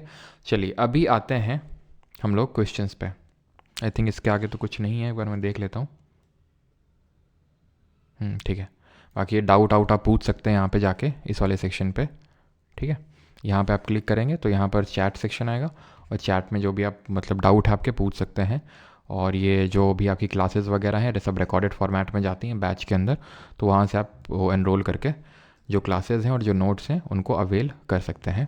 अभी आते हैं हम क्वेश्चंस करते हैं। क्वेश्चन सबसे पहले हम करेंगे, पहले हम SSC वाले कर लेते हैं, देन ये CDS वाले पे आते हैं ना। पहले SSC वाले कर लेते हैं क्योंकि थोड़े से आसान पड़ेंगे, तो इनको पहले अटैम्प्ट करते हैं। यस, पहला क्वेश्चन, फायर डिस्कवरी, फायर आपका पीलोलिथिक में ही था, ठीक है। एक लोग पूछ रहे हैं कि कौन पूछ रहा है, हिमांशु तोमर जी। तो हिमांशु तोमर जी, फायर यहाँ पर था आपका पीलोलिथिक में, ठीक है, फायर यहाँ पे था, मैं लिख देता हूँ, फायर के बारे में पता था इन लोगों को, ठीक है। व्हाट इज़ गेरू इन इंग्लिश, अब यार इंग्लिश में तो नहीं पता मुझे, गेरुआ मतलब पता नहीं कैसे क्या बोलते हैं यार गेरू को इंग्लिश में। सर AD एक बार फिर से बता दीजिए, इनफैक्ट ओके बताते हैं, रुको, समराइज़ करना है, चलो मैं समराइज़ कर देता हूँ पहले, देन मैं आपको करवा दूंगा, ठीक है। AD सब कुछ समराइज़ ही कर देते हैं लगे हाथ। चलो, तो हमने सबसे पहले क्या पढ़ा, हमने पढ़ा कि हम हिस्ट्री आज स्टार्ट की है, ठीक है। अब हिस्ट्री को हमने 3 पार्ट में डिवाइड किया, एंशिएंट, मेडिवल और मॉडर्न, टाइम पीरियड के बेसिस पे। तो एंशिएंट है कि जब से हमें हिस्ट्री के बारे में मालूम है तब से लेकर कब तक, तब से लेकर ये हम बात कर रहे हैं रफली 7th सेंचुरी AD तक, ठीक है, 7th सेंचुरी AD तक। देन हमारा 8th सेंचुरी AD से, मैं 8th AD लिख रहा हूँ, ठीक है, 8th सेंट AD से लेकर 17th सेंट AD तक, 17th सेंचुरी AD तक मिडिवल है, और इसके बाद से टिल नाउ हमारा मॉडर्न है। तो हमने एंशिएंट हिस्ट्री स्टार्ट किया। एंशिएंट में हमने पढ़ा कि हम सबसे पहले एक्चुअल में इसको डिवाइड करते हैं प्री हिस्ट्री, प्रोटो हिस्ट्री और हिस्ट्री, ठीक। तो प्री हिस्ट्री का मतलब होता है कि जो हमें आर्कियोलॉजी से पता चल रहा है, जिसमें कि हमने स्टोन एज स्टार्ट किया। कल देखेंगे प्रोटो। प्री का मतलब है कि कोई रिटन एविडेंस नहीं है, प्रोटो का मतलब है कि रिटन तो है लेकिन हम डिसाइफर नहीं कर पाए, हम पता नहीं लगा पाए। हिस्ट्री का मतलब है यहाँ से एक्चुअल में रिटन एविडेंसेस थे जिनसे कि हमें पता चला, कोई ऑथर कुछ लिख के गया है ना, कौटिल्य ने कुछ लिखा, पनिनी ने कुछ लिखा, तो सब कुछ लिख के गए थे जिससे हमें पता चला। स्टोन एज हमने आज स्टार्ट किया प्री हिस्ट्री के तहत। स्टोन एज को हमने 3 पार्ट में डिवाइड किया। हमने एक को बोला ओल्ड वाला पीलियो, मिडिल वाला मीजो, और नियो वाला नया, पीलोलिथिक, मीजोलिथिक, नियोलिथिक। इसको भी 3 पार्ट में डिवाइड किया। कैसे डिवाइड किया हमने इसको हमने बोला अर्ली या लोअर, ठीक है। इसको हमने बोला, एक सेकेंड, ये तो मैं यहाँ लिख दूँ इसको, ठीक है, पीलियो को। तो पीलियो को मैंने फर्दर डिवाइड किया, अर्ली या लोअर, मिडिल और अपर। और टाइम पीरियड क्या था इन लोगों का, 5 लाख से 10,000। ये SSC के लिए हम याद करेंगे 12,000 से 10,000। ये क्या याद करेंगे हम, रफली मान के चलेंगे 9,000 या 10,000 के बाद से 9,000 से लेके 1,000। वैसे तो एक्चुअल में 7,000 से लेके 1,000 BC तक रहता है, ठीक है। अब पीलियोलिथिक में हमने स्टार्ट किया था 5 लाख से लेके 50,000, 5 लाख से लेके 50,000 BC तक। यहाँ पर एकदम रॉ फॉर्मेट में स्टोन यूज़ हो रहे थे। यहाँ पर आ गई थी फ्लेक टेक्नोलॉजी, फ्लेक टेक्नोलॉजी मतलब काट के। यहाँ पर फ्लिंट टेक्नोलॉजी आ गई थी और यहाँ पे लोग केव में, गुफाओं में रह रहे थे और रॉक शेल्टर्स में रह रहे थे। भीमबेटका रॉक पेंटिंग को आप यहाँ पर रिकॉल कर सकते हैं, ठीक है, डिडवाना राजस्थान। देन हम आए कहाँ पे, मीजोलिथिक में। मीजोलिथिक में जो इंपॉर्टेंट फीचर है वो माइक्रोलिथ है। माइक्रोलिथ का मतलब है छोटे छोटे पत्थर, छोटे छोटे पत्थर का ये जो है इस्तेमाल करते थे माइक्रोलिथ वाले। यहाँ पे ही सबसे पहले क्या स्टार्ट हुआ, डोमेस्टिकेशन स्टार्ट हुआ, जानवरों को पालना स्टार्ट हुआ। बागोर और आदमगढ़ से हमें एविडेंस मिले, बागोर राजस्थान और आदमगढ़ मध्य प्रदेश, वहाँ से हमें डोमेस्टिकेशन के एविडेंस मिले। प्लस और क्या मिला, और ठीक है, और ये लोग पीले और मीज़ो वाले हंटर और गैदरर थे, मारते थे खाते थे, मारते थे खाते थे, ठीक। और एग्रीकल्चर यहाँ से स्टार्ट हुआ, कहाँ से, यहाँ से। और यहाँ से पॉलिश्ड स्टोन टूल से स्टार्ट हुआ, मतलब एक तरह से ढंग से डेवलप हुए नियोलिथिक वाले में। और यहाँ पर सेल्ट नाम के जो टूल्स होते थे उनको हम सेल्ट टाइप के टूल्स देखने को मिलते थे, जो इस तरह के होते थे, बड़े ही एडवांस टाइप, मतलब बहुत ही लंबे टाइप और बहुत ही पैने टाइप डेवलप्ड, ठीक है। फूड प्रोड्यूसर थे, एग्रीकल्चर था, तो यहाँ पर पॉटरी भी डेवलप हुई। पॉटरी कोई कलर्ड नहीं थी, वो सिंपल हमारी कैसी थी, कॉर्ड इम्प्रेस थी, लाइंस थी। ये नियोलिथिक साइट है हमारी मेहरगढ़, जहाँ से हमें किसके एविडेंस मिले, सबसे पहले गेहूं के, कपास के यानी कि वीट, कॉटन और बार्ले के, ठीक है। और यहीं से हमें मेहरगढ़ में ही क्या मिला कि यहाँ पर लोग मड ब्रिक हाउसेज में रह रहे थे। कहाँ पड़ता है, प्रेजेंट डे पाकिस्तान में। प्लस हमें सबसे पहले चावल के एविडेंस मिले, कोलदीवा, जो कि प्रेजेंट डे प्रयागराज के पास पड़ता है। अर्लीस्ट एविडेंस ऑफ राइस मिला यहाँ पे हमें, ठीक है। इसके बाद हमने पढ़ा चाल्कोलिथिक यानी कॉपर एज। चाल्कोलिथिक का मतलब हो गया 3.5 या फिर आप 4000 BC मान सकते हो, 4000 BC से लगभग वही हमारा 1500 BC तक, ठीक है। ये टाइम पीरियड है कॉपर एज का। तो कॉपर एज में हमने देखा कुछ साइट इंपॉर्टेंट थी, जैसे कि यहाँ पर हमारा गणेश्वर जोधपुरा कल्चर था राजस्थान में अहरबानस और गिलुंद, अहरबानस गिलुंद कल्चर। यहाँ पर कयाथा, मालवा और ईरान कल्चर मध्य प्रदेश में। यहाँ पर महाराष्ट्र में जॉर्वे कल्चर। तो ये हमने आज के लेक्चर में पढ़ा है। अब आप जब क्वेश्चन करेंगे तो आपको और मज़ा आएगी, अभी देखना, ठीक है। खासकर जो यूपीएससी वाले हम जो क्वेश्चन करेंगे ना, उसमें और मजा आएगी। और हाँ, टाइम पीरियड जैसे आप में से किसी ने पूछा था, तो टाइमलाइन भी मैं बता देता हूँ। तो सर टाइमलाइन का मतलब होता है कि जैसे आज हम चल रहे हैं 2024 में, 2023, 22 घटाते जाओ, ठीक है। तुम्हारा जन्म हो सकता है हुआ होगा सन 2000 में, हो सकता है किसी का 1999 में, फिर ऐसे 1900 मिलेगा, 1800, 1700, ऐसे करके जीरो भी तो कभी मिलेगा, पीछे जाओगे। जीरो के पहले क्या लाइफ एग्जिस्ट नहीं करती थी क्या, कि यहीं से लाइफ एग्जिस्ट हुई और लाइफ एग्जिस्ट करते हुए 2024 साल हुए हैं, अभी लाखों साल से कर रही है, अभी देख रहे हैं। तो उनको जो जीरो से पहले वाले हैं, जीरो का मतलब है कि इसी साल जीसस का जन्म हुआ था, जीसस क्राइस्ट का, तो उसके पहले वाले साल को BC से रिप्रेजेंट करते हैं, बिफोर क्राइस्ट बोलते हैं। और जब इसमें हम आगे बढ़ते हैं तो नंबर घटता है, यानी कि आपका 1000 BC पहले आया होगा, 9000 BC बाद में, देन 8000 या फिर 900, 700, 800, 500, 600, है ना, 400, 300, 200, 100, 0, फिर इस तरह से। जब AD में बढ़ते हो तो नंबर बढ़ता है, BC में बढ़ते हो तो नंबर घटता है, ठीक है। ये मैं आपको पहले ही हम लोग देख चुके हैं। अब क्वेश्चन जल्दी से करते हैं। तो पहला क्वेश्चन ये रहा, the prehistoric period in the early development of human being is commonly known as. Prehistoric period तो ओल्ड मीजो, आयरन या फिर न्यू स्टोन एज। अब प्री हिस्ट्री की बात हो रही तो सर स्टोन एज है, लेकिन सबसे अर्ली अगर डेवलपमेंट पूछेगा तो सबसे पहले तो हमारा स्टार्ट हुआ था ओल्ड स्टोन एज से, यानी कि पीलियोलिथिक से, ठीक है। In India the practice of erecting megalith began about. अब ये मेगालिथ मैंने नहीं पढ़ाया है, ये मैं अभी पढ़ाऊंगा भी नहीं, ये हम जब साउथ इंडिया की हिस्ट्री स्टार्ट करेंगे तब मैं आपको बताऊंगा। उत्तर तो इसका ये होगा, लेकिन मेगालिथ का मतलब, मेगा का मतलब बड़ा और लिथ का मतलब पत्थर, बड़ा बड़ा पत्थर साउथ इंडिया में देखने को मिल रहा था, अभी नहीं मैंने आपको पढ़ाया, इसलिए इस क्वेश्चन को स्किप करिए। Iron age is so named because during this time iron mostly replaced which in implement and weapon. इसको भी आप अभी छोड़ सकते हैं बिकॉज अभी हमने ब्रॉन्ज एज नहीं पढ़ा है, ठीक है। वैसे तो इसका ब्रॉन्ज होगा, ब्रॉन्ज को रिप्लेस किया था आयरन ने, लेकिन छोड़ दीजिए क्योंकि एक्चुअल में हमने आज पढ़ा है स्टोन एज। स्टोन एज के बाद हमने देखा कॉपर आया, कल पढ़ेंगे ब्रॉन्ज, परसों पढ़ेंगे आयरन, तो परसों आएगा आयरन, धीरे धीरे धीरे आयरन की ओर हम बढ़ेंगे, आयरन एज उसी को बोलते हैं। Pottery was first traceable in which period of ancient Indian history. तो पॉटरी यानी कि सबसे पहले मिट्टी के बर्तन का पता किस एज में चलता है, चाल्कोलिथिक, पीलियो, नियो या फिर मीसोलिथिक। तो मिट्टी के बर्तन याद करो, जब एग्रीकल्चर आया था, जब खेती बाड़ी होगी तभी तो अनाज स्टोर करेंगे। Bhimbetka a noted site of the palaeolithic period is located in which state of India. Bhimbetka कहाँ पर है? तो भीमबेटका है आपकी मध्य प्रदेश, भोपाल के पास। किसने डिस्कवर किया था? वीएस वाकांकर। अगला question low. During which of the following period ostrich were found in India. याद करो, पटने, महाराष्ट्र, याद आया कुछ? कौन सी साइट थी? Palaeolithic. In which of the following site of jadeite stone was found. Jadeite पत्थर कहाँ पर देखने को मिला? महागढ़ा में, मेहरगढ़ में, हल्लूर में या डाउजली हेडिंग। तो मेहरगढ़ में तो राइस का मेहरगढ़ में तो वीट, बार्ले और कॉटन का एविडेंस मिला, और यहाँ पर लोग रहते थे मड ड्वेलिंग्स में, ठीक है। हल्लूर कहाँ है? कर्नाटक में। दाउजली हेडिंग असम।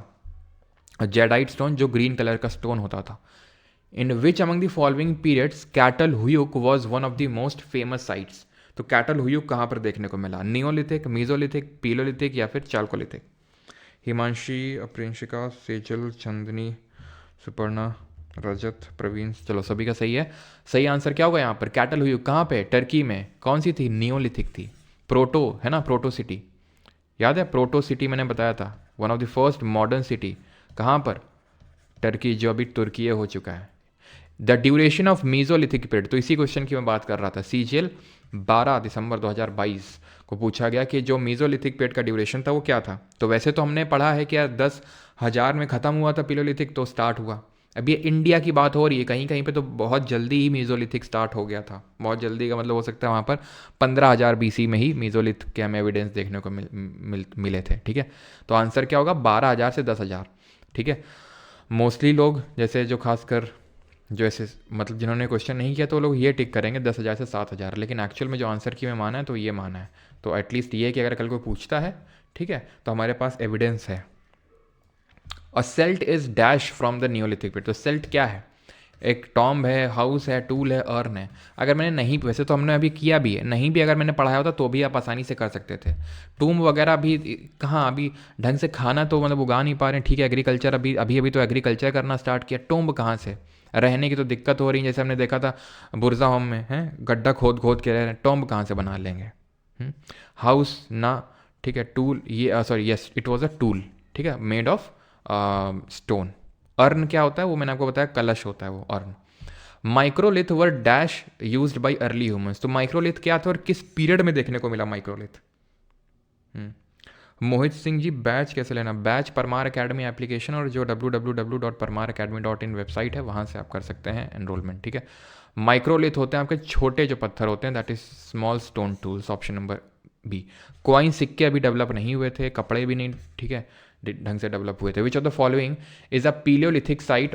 तो यहाँ पर क्या आंसर होगा? माइक्रोलिथ आपके यहाँ पे मीजोलिथिक पीरियड में देखने को मिले थे, जो मध्य पाषाण था। Which of the following is a palaeolithic site of archaeological importance in India. Chirand, Burzahom, Hunsgi या फिर मेहरगढ़। तो पीलियोलिथिक साइट है, तो मेहरगढ़ हमने देखा था ये नियोलिथिक है। हुंसगी कर्नाटका में, याद आया? हुंसगी, हल्लूर, हुंसगी तो पीलियोलिथिक है, लेकिन हल्लूर जो थी कर्नाटका में वो आपकी नियोलिथिक थी। बुरजा होम ये भी नियोलिथिक है, जहाँ से हमें, आपको पता है, वो एक तो पिट ड्वेलिंग में गड्ढे में रह रहे थे और डॉग का बरियल था मास्टर के साथ। चिरान से क्या मिला था? चिरान जो कि पटना बिहार के पास है, क्या मिला था यहाँ पर? यहाँ पर बोन टूल्स मिले थे, यानी कि टूल्स मेड ऑफ बोन, हड्डी के बने हुए। The iron age site named Tikwada is located in. तो आयरन एज वैसे अभी तो पढ़ा नहीं, लेकिन तिकवाड़ा जो है आपका ये महाराष्ट्र में होगा, ना कि एमपी में, महाराष्ट्र में। Not associated with iron age, ये भी यार पढ़ा नहीं है वैसे तो अभी, ठीक है, इसको अभी स्किप कर दीजिए थोड़ा सा। विच ऑफ द फॉलोइंग, ये कल क्वेश्चन करेंगे। Which of the following periods in India is also associated with iron age, नहीं किया है अभी, ठीक है।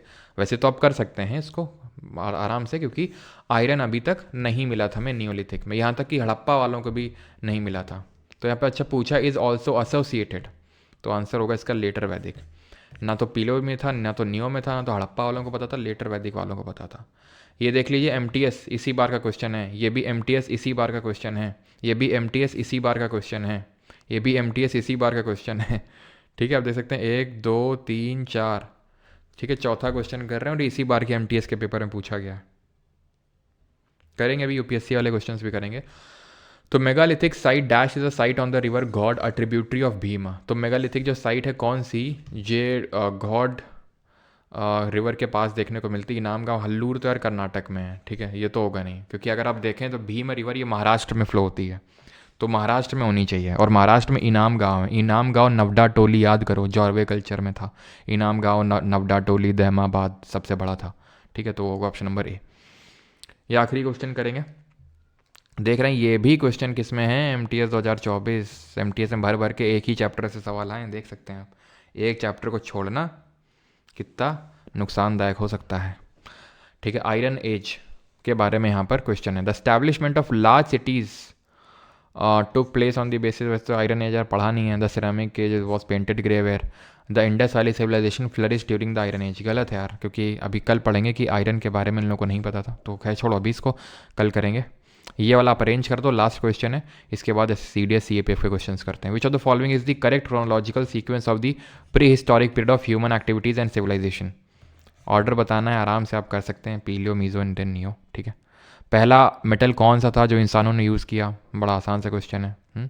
क्या आंसर होगा। अब हम करते हैं थोड़े अच्छे लेवल क्वेश्चन, ठीक है। 5-6 क्वेश्चन है, 6-7 क्वेश्चन, ठीक है। ये बढ़िया लेवल के क्वेश्चन है, आपको मजा आएगा करने में, करिए जरा।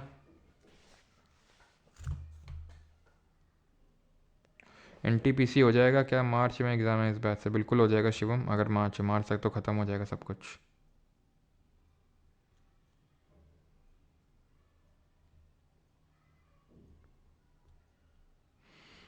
कॉपर सबका सही है। कर लिया इस क्वेश्चन को। Which of the following statement with reference to the neolithic period is not correct. कौन सा सही नहीं है नियोलिथिक के बारे में। The characteristic feature of this period included ground and polished stone, बिल्कुल था। एग्रीकल्चर भी था। एनिमल का डोमेस्टिकेशन तो सर मीजोलिथिक से ही स्टार्ट हो गया था, और पॉटरी भी यहाँ से स्टार्ट हो गई थी, बिल्कुल सही है। देख रहे हो, this period is also known as new stone age, है स्टेटमेंट सही हो गया। The characteristic feature appeared almost at the same time in various parts of the subcontinent. Earliest evidence of agriculture is found from Mehrgarh during 8000 BCE. बिल्कुल सही है। जो मेहरगढ़ है, हम बोलते हैं नियोलिथिक कब से स्टार्ट हुआ सर? 7000 से, ठीक है।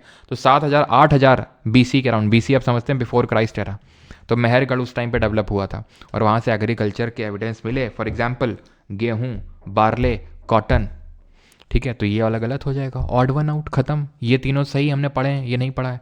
Characteristic feature appeared almost at the same time, same time पे थोड़ी ना अपीयर हुए। इसका बेस्ट एग्जांपल है मेहरगढ़।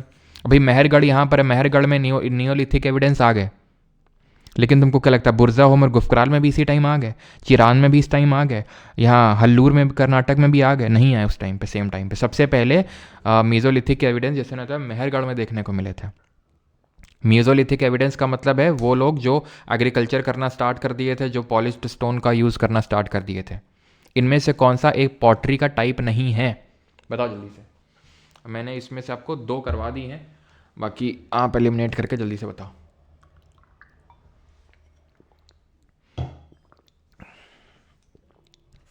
ये क्या है? ऑकरे कलर्ड पॉटरी है ना। ये क्या है? नॉर्थ ब्लैक पॉलिश्ड, ठीक है। और ये क्या है? ये तो मैंने आपको पढ़ाया ही था, ब्लैक एंड रेड वेट, जो चैल्कोलिथिक में देखने को मिला है ना। तो ये 2 तो मैंने बताया ही था, सीसी करके कुछ नहीं होता ये, ठीक है। Consider the following statement with reference to the palaeolithic, CDS 2023 palaeolithic के बारे में दिया हुआ है, जल्दी से करिए। Isampur was a well known centre of stone tool manufacture located in Gulbarga district of Karnataka and was situated along a small seasonal stream known as Kamtahalla. A Paleolithic blade is a flake tool, the length of which is more than twice the width. Flake tool मैंने बताया था कब develop हुआ था, middle पीलियोलिथिक में। कैसा था? कुछ इस तरह का था भाई, चिप ऑफ करके निकाला जा रहा था, किससे? बड़े वाले स्टोन से, बड़े वाले पत्थर से, साइड से मारा निकल गया। बिल्कुल यहाँ पर दिख रहा है कि भाई लेंथ ज़्यादा है विड्थ से, और मोर देन ट्वाइस तो ही है, तो ये तो सही होगा ही होगा। इसमें भी कोई डेटा, कोई फैक्ट इस तरह से नहीं है, ठीक है। और ये सही है आपका। वैसे तो ईसमपुर जो है आपका, ये गुलबर्गा डिस्ट्रिक्ट ऑफ कर्नाटक में ये साइट पड़ती है, ठीक है, ईसमपुर। तो ये पीलियोलिथिक साइट ही है ईसमपुर, ध्यान रखना। बोथ 1 और 2 सही है यहाँ पर। कंसिडर द फॉलोइंग, ये आपका CAPF 2023 से क्वेश्चन है। Jorwe culture of the Deccan, बड़ा अच्छा क्वेश्चन है ये, बड़ा अच्छा क्वेश्चन है, करिए ज़रा, देखते हैं कितने लोगों ने ढंग से लेक्चर को अटेंड किया और कितने लोग अपना जो थोड़ा सा विजडम है उसको यूज़ कर पाएंगे।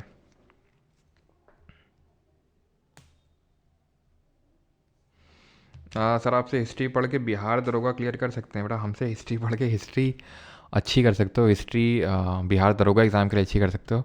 बिहार दरोगा एग्ज़ाम में जो जो आता है वो सब पढ़ना पड़ेगा आपको, है ना, तब बिहार दरोगा का एग्ज़ाम क्रैक होगा। करें क्वेश्चन को? सर रेलवे के लिए पीवाईक्यू कब होगा? होगा होगा, है ना। चलो तो करते हैं ज़रा। इट कवर्स प्रैक्टिकली, ये पूछ रहा है जॉर्वे कल्चर। जॉर्वे कल्चर मतलब चैल्कोलिथिक जो महाराष्ट्र में डेवलप हुआ था, यानी ये वाला, है ना। It covers practically the whole of the modern Maharashtra except, पूरा ही महाराष्ट्र देखा था, बस ये किनारे का पार्ट नहीं था, यानी कोस्टल पार्ट नहीं था। सही है ये।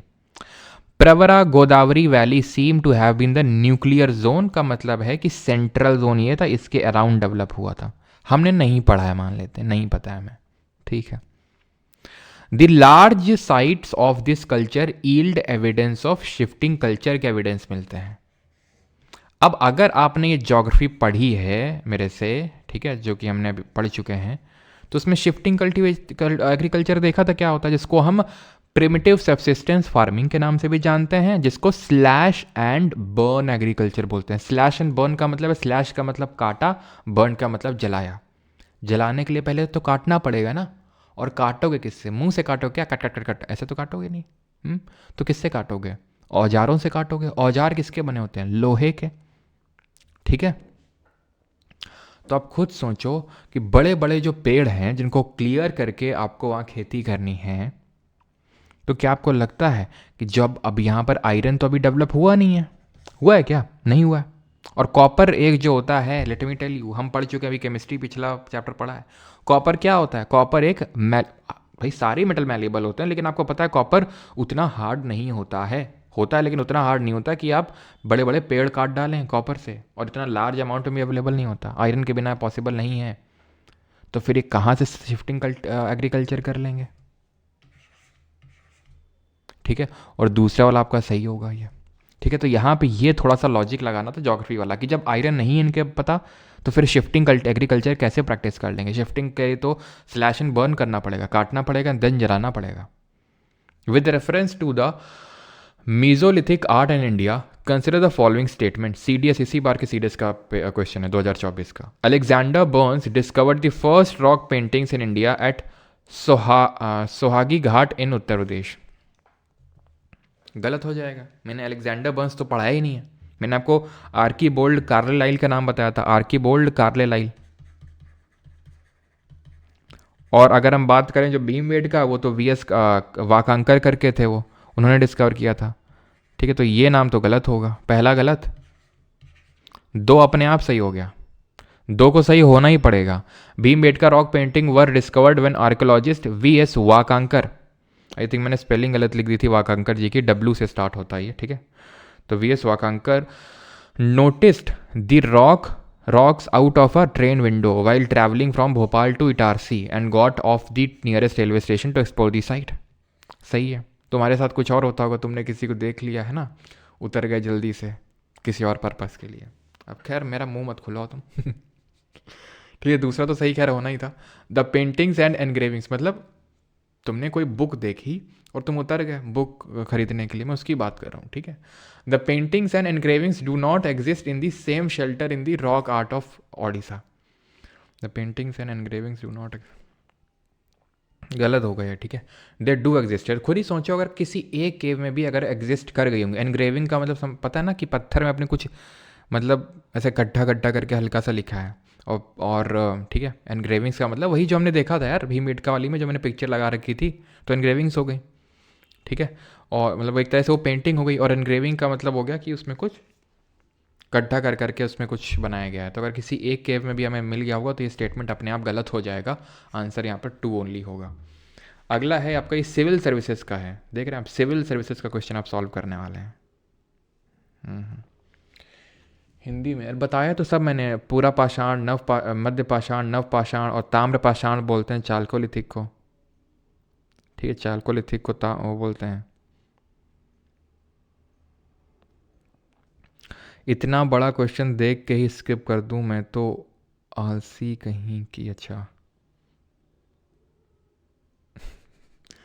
चलो भाई, तो हिस्टोरिकल प्लेस क्या है? बुरजा होम तो किसके लिए फेमस थी? Burzahom rock cut shrines, Chandraketugarh terracotta art, ये तो सही है आपकी। चंद्रकेतुगढ़ वेस्ट बंगाल में। टेराकोटा क्या होता है कल पता चलेगा तुम्हें। टेराकोटा क्या होता है? मिट्टी होता है ना, मिट्टी को पका के जो बनता है उसी को टेराकोटा बोलते हैं। ये सही होगा आपका।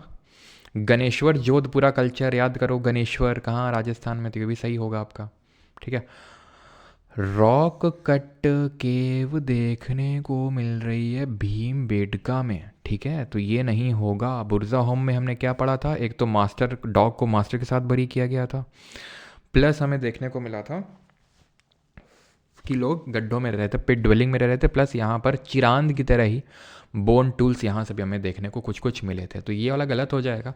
और 1 2 3 तो कहीं है भी नहीं, 2 एंड 3 हो जाएगा। ठीक है, अगर आप ये पहला एलिमिनेट कर दिए होते तो ये गए थे। 3 अपने आप सही हो गया था। ठीक है, 3 अपने आप सही हो गया था, बस 2 को देखना, तो 2 भी सही था यहाँ पर। करो ये CDS 2024, ये सिविल सर्विसेज 2021 का है, और ये CDS 2024। और एक चीज़ तुम देखो, चंद्रकेतुगढ़, चंद्रकेतुगढ़, तो ये इंपॉर्टेंस होती PYQs की, चाहे वो SSC का एग्ज़ाम हो चाहे UPSC का एग्ज़ाम हो। तो चंद्रकेतुगढ़ अभी बताया मैंने, वेस्ट बंगाल। ख़त्म हो गया उसी से ही है, ख़त्म ख़त्म। 3 अपने आप सही हो गया, 3 अपने आप सही हो गया। पता भी नहीं है फिर भी। मंगाड़ू केरल में मेगालिथिक साइट है। मेगालिथिक तो ऐसे पढ़े भी नहीं अभी, वो पढ़ेंगे हम आगे।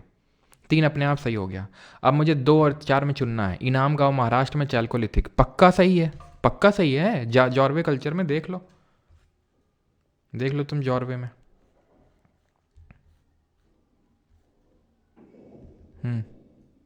ये है इनाम गांव, जॉर्वे के अंडर, चैल्कोलिथिक साइट। ठीक है, तो क्या आंसर हो जाएगा? 2 3, ऑप्शन नंबर बी। कर लो इस क्वेश्चन को। Consider the following archaeological site: Burzahom, Sarai Khola, Kurnool, अट्टी पक्कम। इसको क्या करना है? इनको अरेंज करना है लोकेशंस को नॉर्थ से साउथ में, यानी ऊपर से नीचे में अरेंज करना है इनको, नॉर्थ से साउथ। नॉर्थ से साउथ करना है। कुरनूल कहाँ पड़ता है भैया? नियोलिथिक साइट है ये, आंध्रा में। बुरजा होम देखे थे जम्मू एंड कश्मीर में, है ना। और सराई खोला तो नहीं देखे। अट्टी पक्करम ये भी आपका साउथ में ही पड़ेगा, और ये तमिलनाडु में है। तो बुरजा होम सबसे ऊपर होगा। एक्चुअल में जो सराई खोला है ना, जैसे ये जम्मू कश्मीर है, ये जैसे बुरजा होम है, या यहीं पे सराई खोला है, जस्ट थोड़ा सा नीचे सराई खोला। ठीक है, ये पाकिस्तान में पड़ता है सराई खोला, ये बुरजा होम है।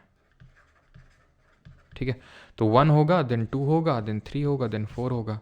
ठीक है, मान लेते हैं कि आपको नहीं पता 2 होगा पहले कि 1 होगा, लेकिन यार अट्टी पक्करम तो ये सबसे साउथ में ही होगा। ये आपका पीलियोलिथिक साइट है, तो मतलब सबसे लास्ट में ही होगा ये। ठीक है, तो सबसे लास्ट में होगा, 4 लास्ट में होगा, और 1 से शुरू है, तो यानी बुरजा होम ही होगा। ठीक है, 1 2 3 4। And the last question is this: which among the following is a Neolithic site? इनमें से कौन सी नियोलिथिक साइट है? बताइए। आदिचालूर है, हल्लूर है, ब्रह्मगिरी है, फिर करनूल है? बताओ जल्दी से, कौन सी साइट है आपकी नियोलिथिक साइट? सर मेरा नाम लो। क्यों भाई, क्यों नाम लें आपका?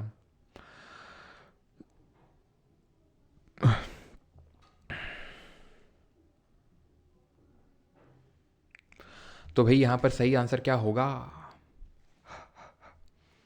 तो हल्लूर, जो कि आपका आंध्रा में है, सॉरी कर्नाटका में। ठीक है, कुरनूल आंध्रा में। Option number B. I got second rank in and IWAI MTS। Thank you so much Sartaj Satinder, congratulations for getting the AIR 2। Okay, चलो, तो थैंक यू सभी को। सारे क्वेश्चंस हमने ख़त्म कर लिए हैं, और ये हमने छोटा सा चैप्टर, भले आपको अनइम्पॉर्टेंट लग रहा हो, लेकिन आप देखो। ठीक है, मैंने आपको क्वेश्चन दिखाई है। 1 2 3 4 5 6, ठीक है, 5 क्वेश्चन आए हैं सिर्फ MTS में इसी चैप्टर से। राइट, चलिए, तो बाकी जिन लोगों को बैच में एनरोल करना है, बिकॉज ये लेक्चर हमारे फ्री लाइव स्ट्रीम होते हैं यूट्यूब पे, तो अगर आप फ्री में करना चाहते हो तो यूट्यूब से फ्री लाइव स्ट्रीम कर सकते हैं। लेकिन अगर आपको रिकॉर्डिंग 100 नोट्स चाहिए, ठीक है, क्विज चाहिए, तो आप यहाँ पर कर सकते हैं। और एक चीज़ और, let me tell you one more surprise.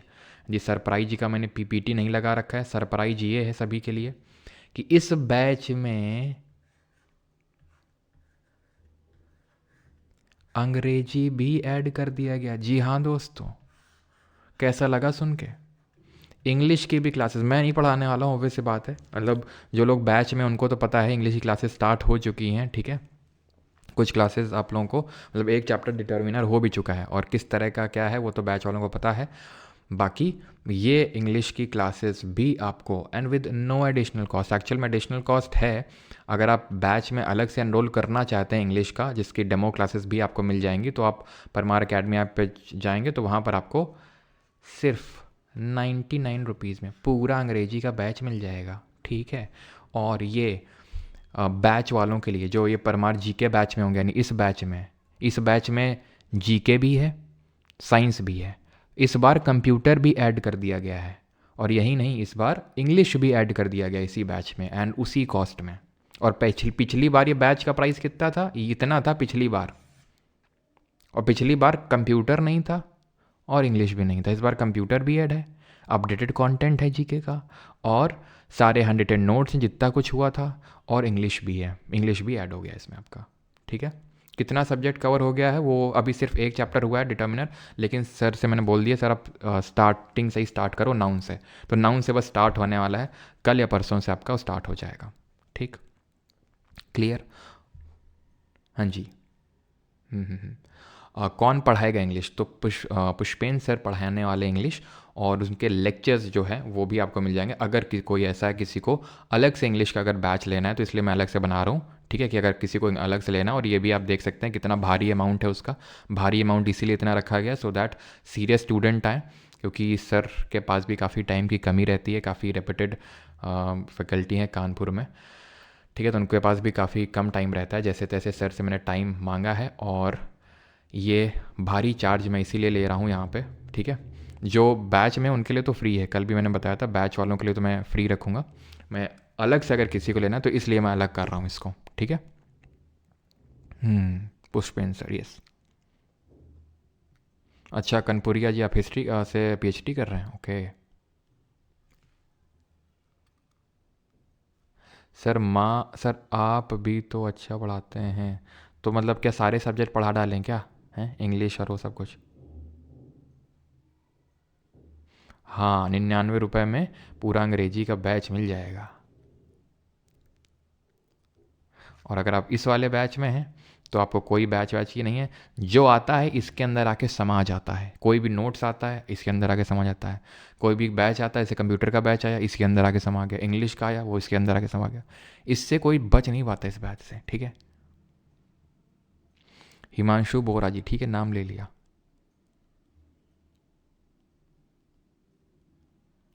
2.0 3.0 में कुछ डिफरेंस है क्या? डिफरेंस इन दी सेंस कि अपडेटेड हैं चीज़ें, ठीक है। बनास नदी होता है, बानस नहीं होता है, मेरी माफ़ी चाहूँगा मैं, बानस निकल जाता है मुंह से, मेरे मुंह से निकल गई। पीपीटी बाइलिंगुअल रखिए, शिवानी विश्वकर्मा जी कल से पीपीटी बाइलिंगुअल होगी, ठीक।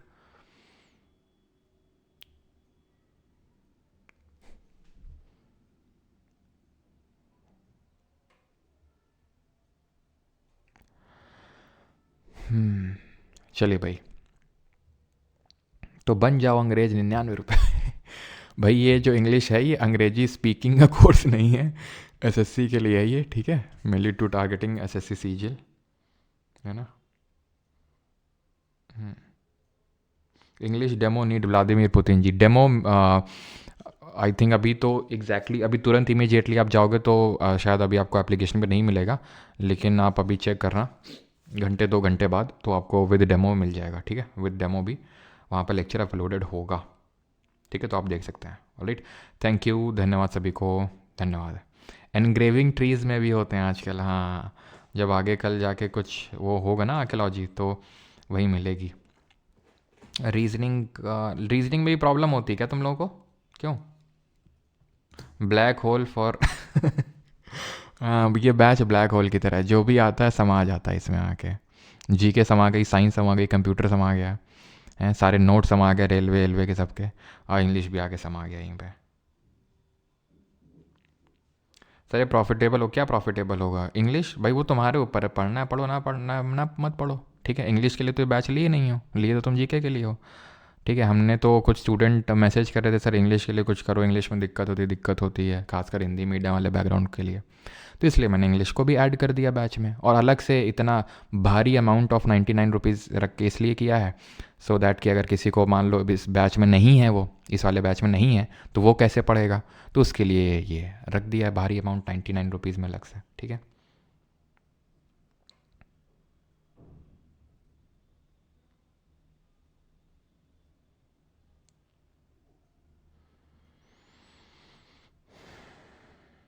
क्रिसमस ऑफर दो ना, क्रिसमस ऑफर चाहिए, हर चीज़ में ऑफर चाहिए, फिर न्यू ईयर आएगा, न्यू ईयर ऑफर चाहिए, हैं क्यों? करंट अफेयर क्लास होगी पिछले नवंबर का तो हम लोगों ने किया ही था, और दिसंबर का भी करेंगे अभी, है ना।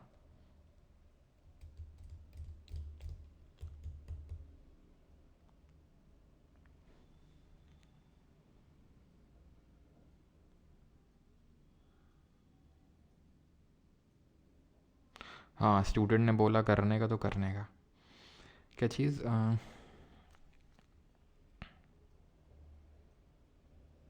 सिनौली आपका ये आंध्र प्रदेश में है, ये आपका सिनौली मतलब ब्रॉन्ज एज है ना, तो ब्रॉन्ज एज तो कल पढ़ेंगे।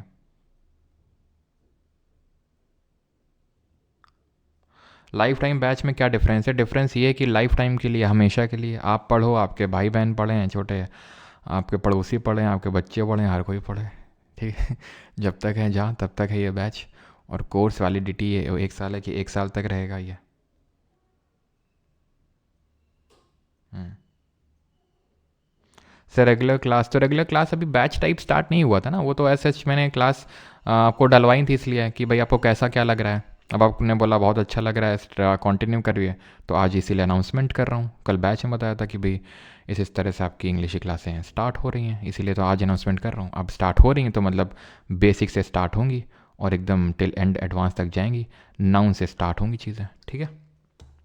और अभी कुछ टाइम के लिए तो रिकॉर्डेड रहेंगे कुछ क्लासेस, क्योंकि सर के पास टाइम के बहुत ज़्यादा इश्यूज़ हैं। जैसे मैंने बताया काफ़ी सर रेप्यूटेड टीचर हैं कानपुर में, तो थोड़ा बिज़ी रहते हैं।